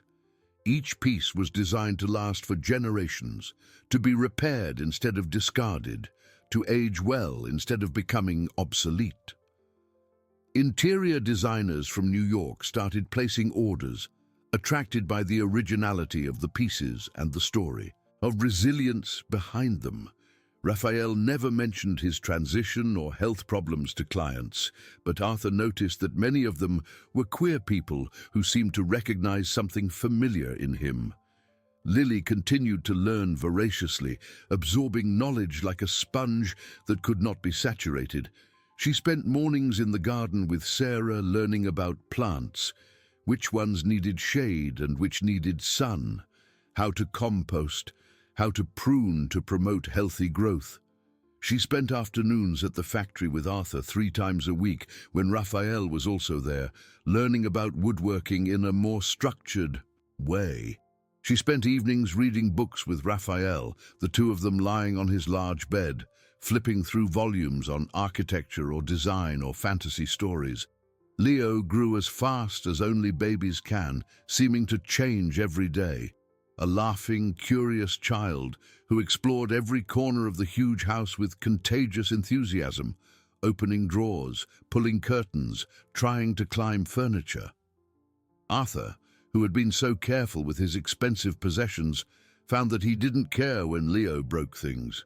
An old vase falling and shattering, he would just laugh and clean it up, happy that the house finally had life and healthy childhood chaos. Arthur sold a significant portion of his shares in the factory to trusted external investors, using the money to create a robust educational fund for his granddaughters. He wanted to ensure they would have all the opportunities that Raphael hadn't had, that they could study whatever they wanted without financial worry weighing on their decisions. Private college if they wanted, study abroad if it was appropriate, specialized courses in any area they chose. Nothing would be denied for lack of money, ever again. There were inevitable relapses in the healing process. Days when Raphael woke up bitter and distant, unable to forget past hurts that resurfaced without warning, tense discussions about boundaries and authority and who made important decisions related to the children. Arthur sometimes reverted to old patterns of trying to control everything, giving unsolicited opinions about parenting or making promises to the girls without consulting Raphael first. Raphael sometimes closed himself off emotionally, building protective walls when he felt too vulnerable. But they had established an important rule at the beginning. When things got too tense, when emotions threatened to overflow into words that couldn't be unsaid, they gave each other space. They went to separate parts of the house, took deep breaths, calmed down. They only came back to talk when they were more centered, able to listen and not just react defensively. Sarah blossomed in that environment in a beautiful way to witness. She enrolled in night school to finish the high school diploma she had abandoned at 16 when she needed to start working to help her family. She discovered a natural talent for math and accounting that had never been developed. Numbers made sense to her in a way that words sometimes didn't. Eventually, she took over, part of the factory's financial management, working side by side with the old accountant Arthur had employed for years. It was good to have someone absolutely trustworthy taking care of the numbers, someone who had no interest in stealing or cheating, someone who treated the company's money as if it were their own. The house that had been silent and empty for 3 years since Rebecca left, filled with life and wonderful noise. Children's laughter echoed through the hallways at all hours. Music played in the kitchen while Sarah prepared dinner, humming along. The smell of wood and varnish that Arthur brought from the factory mixed with the aroma of baking cake, of fresh flowers that Sarah arranged in vases, of always fresh coffee in the kitchen. It was chaotic at times, inevitably. Noisy and messy and imperfect, toys scattered around the living room. Lily's drawings covering the refrigerator door. Leo waking up crying in the middle of the night. Arguments about who left a light on or who forgot to lock a door. But it was perfect in its imperfection. It was a real family, with all the complications and difficulties that come with different people trying to live together harmoniously.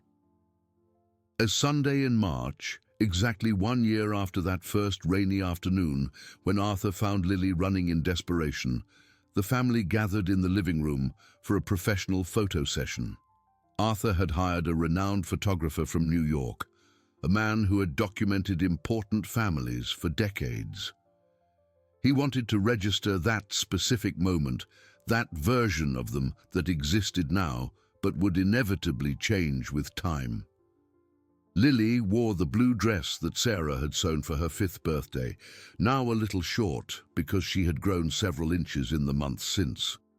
Leo was in a new white onesie, chubby-cheeked and smiling, his dark hair in unruly curls. Raphael had gained a healthy weight, muscles returning to arms that had become too thin.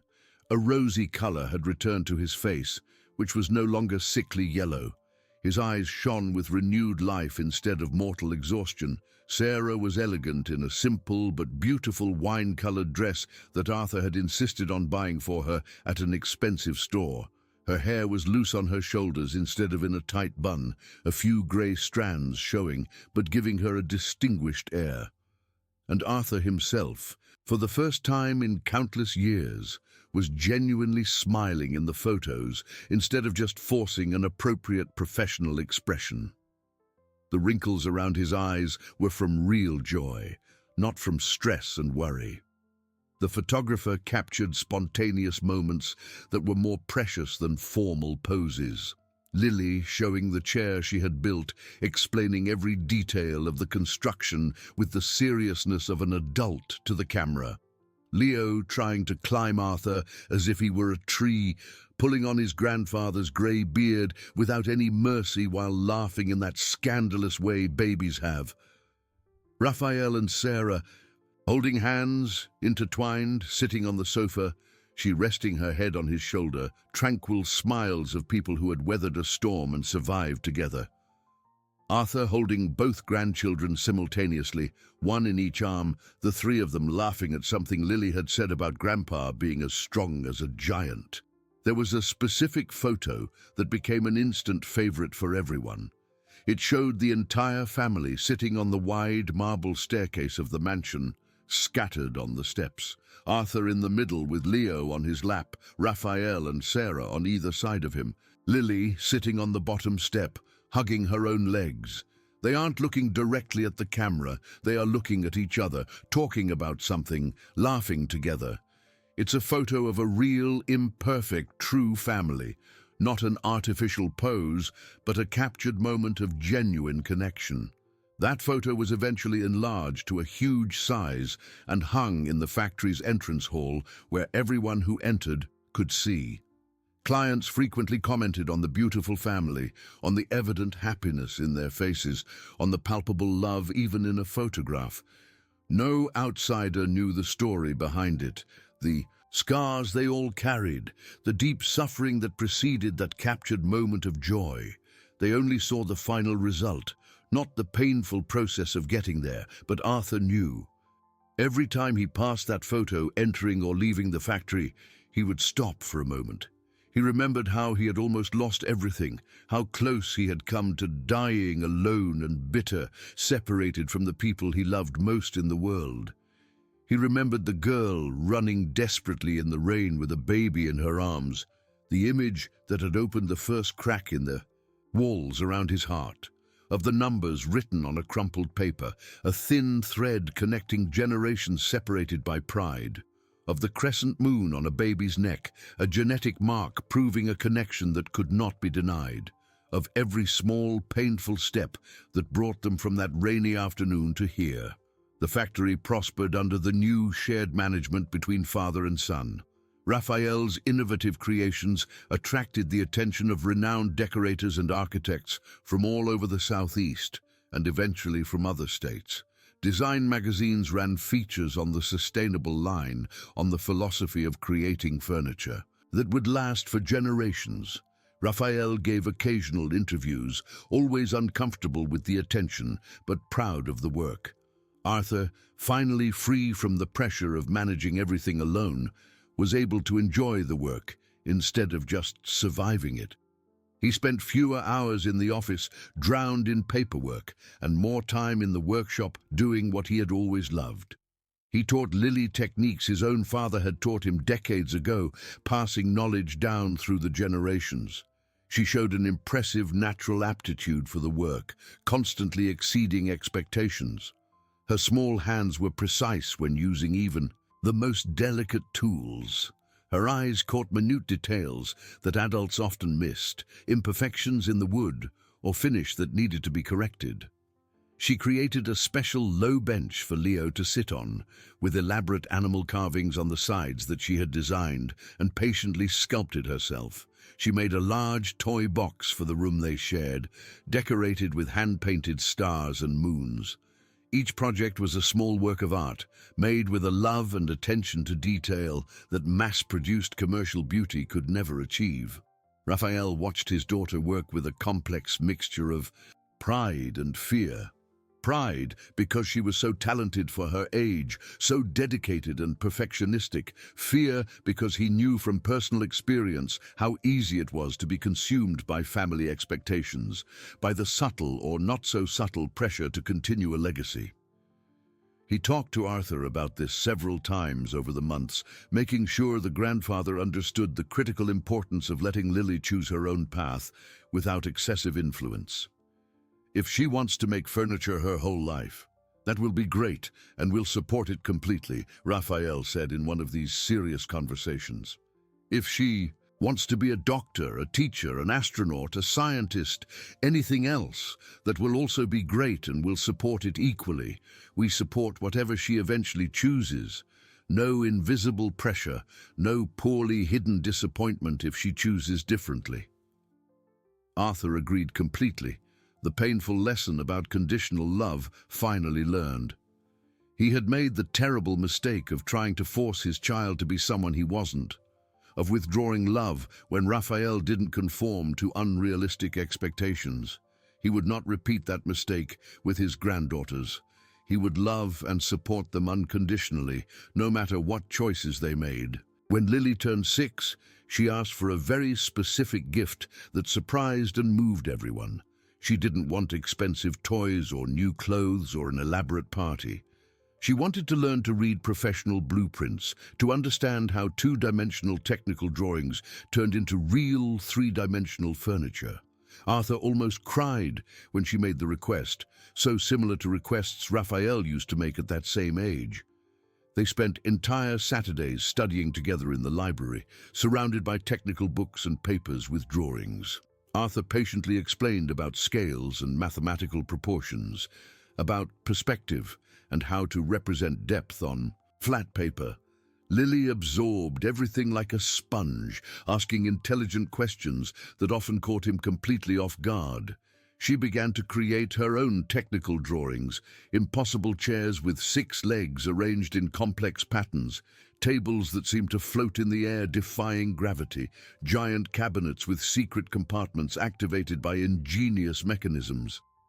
Some of these wild childhood creations eventually became real projects when Raphael adapted them. He would take Lily's fantastical drawings and transform them, adapting unbridled imagination to physical reality using advanced woodworking and engineering techniques.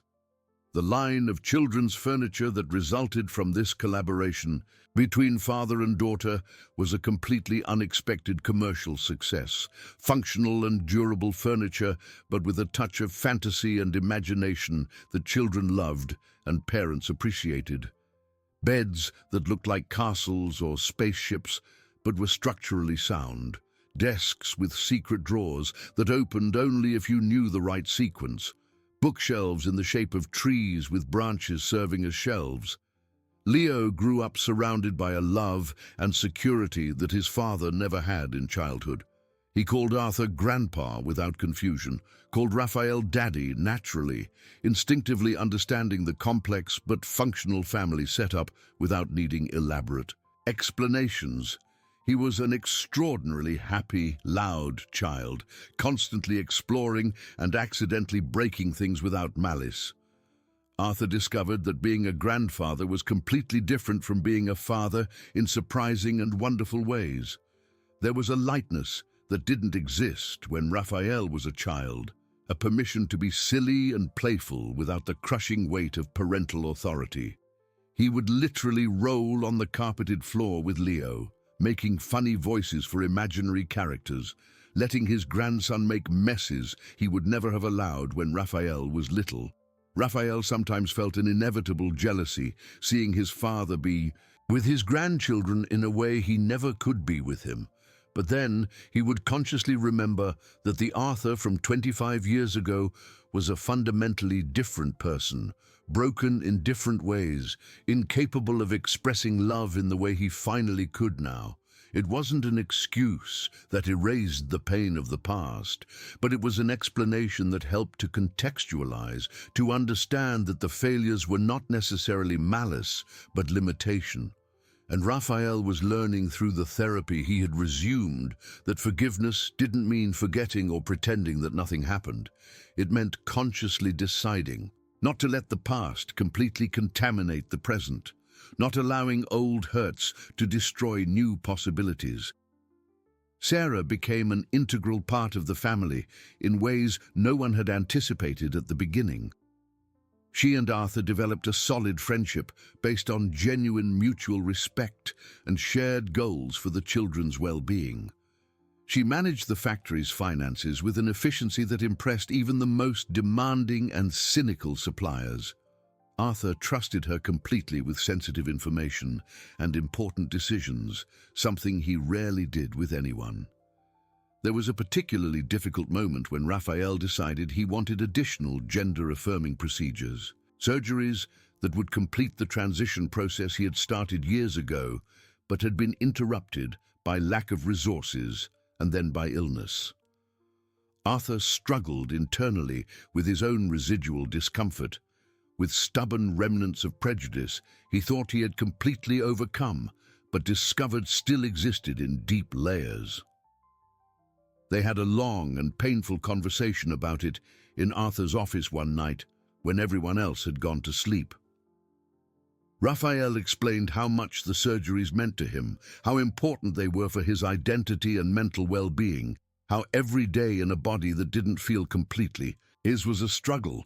Arthur admitted the irrational fears he had, worries he logically knew were based on ignorance and misinformation, but that he felt nonetheless. Fear of medical complications after everything Raphael had already been through. Fear of changes he didn't fully understand. But in the end, after hours of honest and sometimes brutal conversation, he supported his son's decision unconditionally. He paid for the surgeries without complaining about the high cost, was present during the long recovery, learned about specific post-operative care. Lily made a special drawing for her father during this recovery period. It showed Raphael with huge, colorful wings, flying over the family house, free and happy and complete. Underneath she wrote in still crooked but increasingly legible letters, "Daddy is brave. Daddy is himself. Daddy is perfect."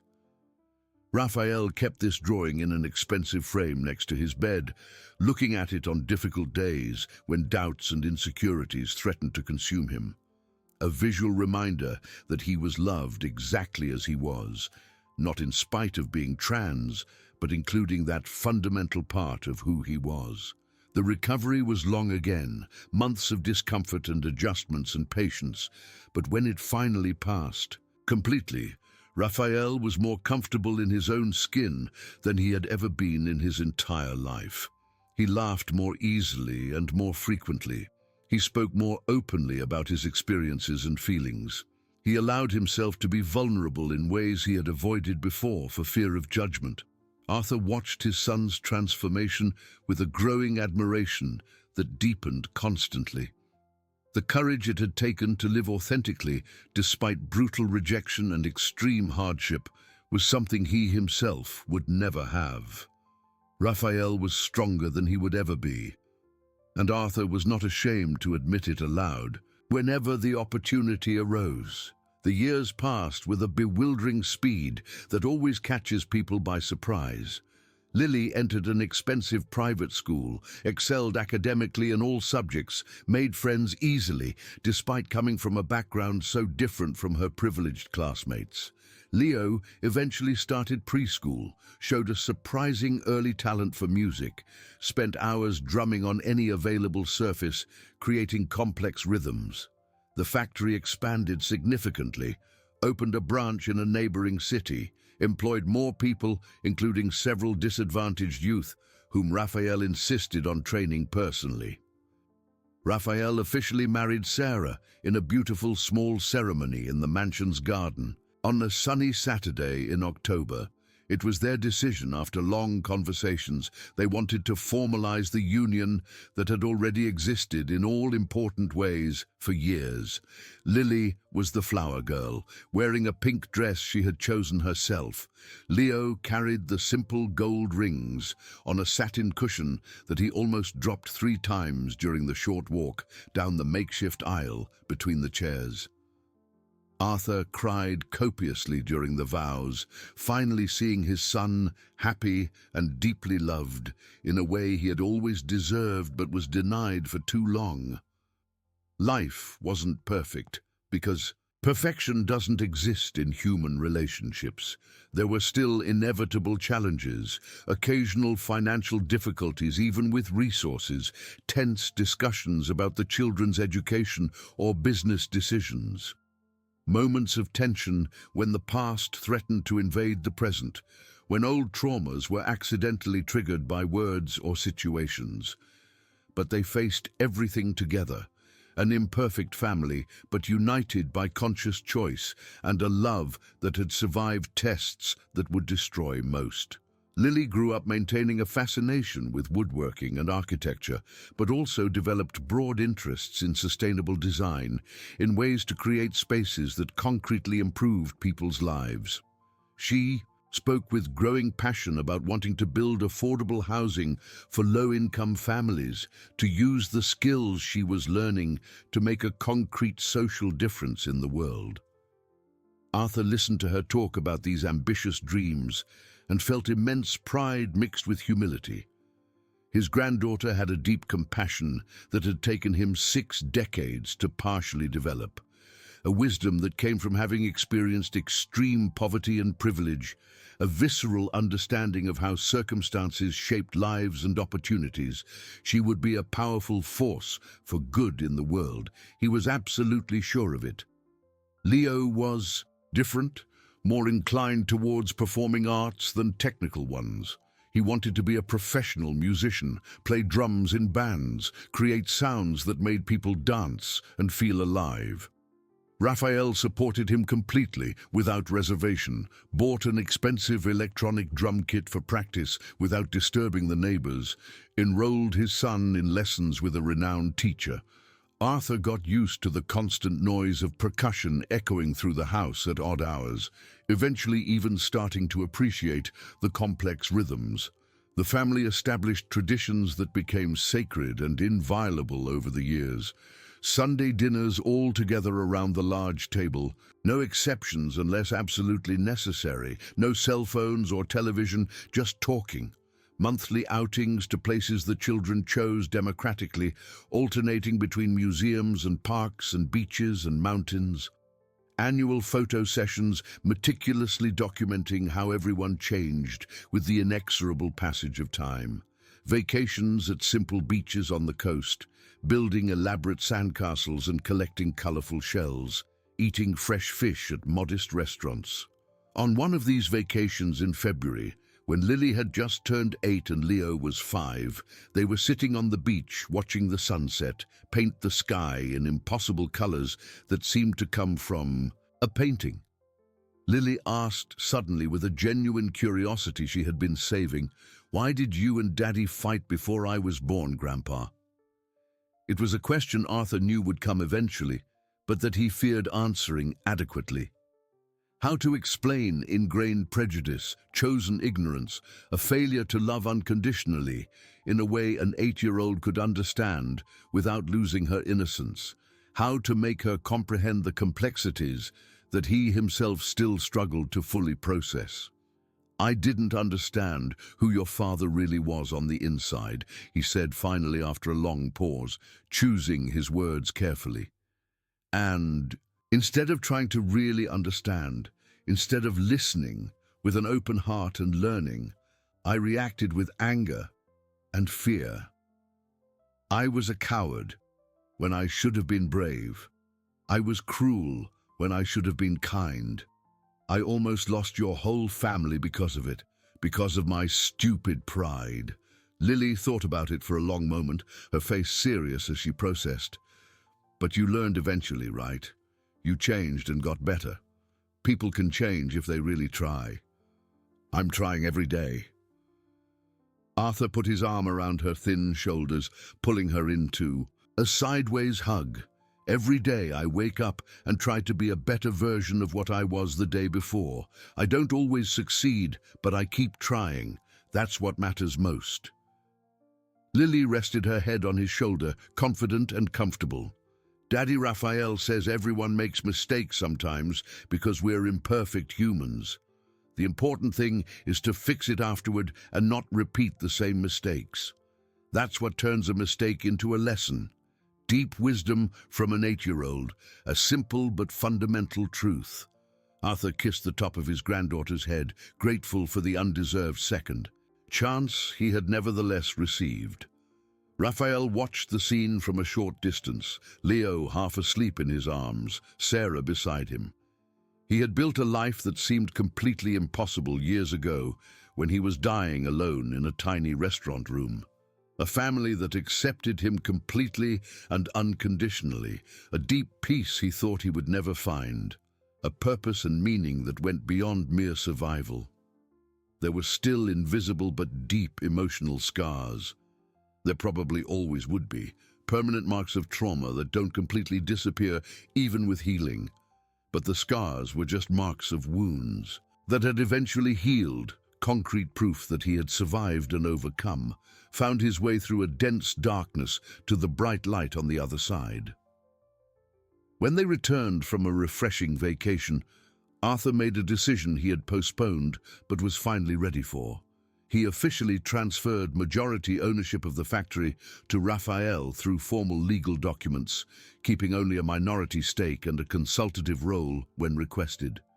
It was time to pass on the legacy built by generations, to trust that his son would take care of the business with competence and innovation. Raphael initially resisted, strongly, feeling unprepared despite years of working there, worried about disappointing expectations or accidentally destroying what had taken decades to build. But Arthur was adamant for the first time in years. "You are more than ready. You are more capable and creative than I ever was. I trust you completely and without reservation." The transition ended up being smooth when it finally happened. Raphael brought new and fresh ideas that modernized processes while maintaining the artisanal quality that had always defined the brand.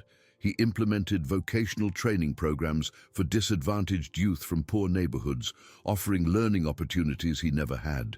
When he was younger and desperately needed them, the factory not only survived under new leadership, it thrived in ways Arthur had never imagined possible, expanding into new markets and developing innovative product lines.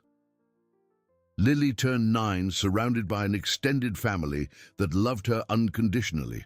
Her party was simple but joyful, a barbecue in the large backyard with close relatives and several school friends she had made. She had asked for a very specific gift again, real professional tools of her own. Not simplified children's versions, but real instruments she could use in increasingly complex, serious projects. Arthur and Raphael presented an impressive complete set, premium professional quality tools carefully adapted for her smaller hands. They also built a small but complete workshop together in the spacious basement, a space that was exclusively hers to create and experiment in with supervised safety. Lily cried with pure joy upon seeing the carefully chosen gifts. They were not just expensive material objects, they were a deep vote of confidence in her growing abilities, a public recognition of her genuine passions, a tangible investment in her future dreams. She hugged her grandfather and father simultaneously with a strength disproportionate to her small body, squeezing herself between them, saying thank you repeatedly between emotional sobs. That night, after the lively party had ended and the guests had gone home, the family gathered in the comfortable living room, as they always did. Leo was playing the electronic drum kit with large headphones, intensely focused on keeping a complex rhythm he was learning. Sarah and Raphael reviewed important factory documents spread out on the table, planning an ambitious expansion for the next quarter. Lily was drawing elaborate blueprints on the coffee table, creating a new and complex project she wanted to build in her new workshop. Arthur watched them all in silence, his heart so full of love and gratitude that it physically ached in his chest.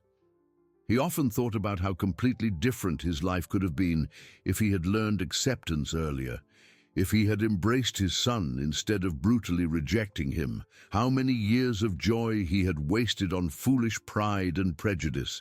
But he also knew deeply that paralyzing regret didn't change the immutable past. It only contaminated the precious present. So he consciously chose gratitude instead of regret whenever possible. Immense gratitude for an undeserved second chance. Gratitude for the extraordinary granddaughters who filled his days with renewed joy and purpose. Gratitude for a son who had been big and brave enough to forgive the unforgivable. Gratitude for a strange and non-traditional but absolutely perfect family for him. Lily looked up from her technical drawings and caught his distant gaze. She smiled in that way that lit up the whole room and made everything worthwhile. "You're thinking too loudly again, Grandpa. I can hear your thoughts from here." Arthur laughed genuinely. "Just thinking how lucky I am to have you all. How blessed I am. We're incredibly lucky too." Lily returned to her drawings, her concentration returning. "To finally have you, to be a real family, no matter how we got here. The road was hard, but we arrived together in the end." Simple words from a 9-year-old, but loaded with a deep truth that warmed Arthur from the inside out like the sun. They were a real family.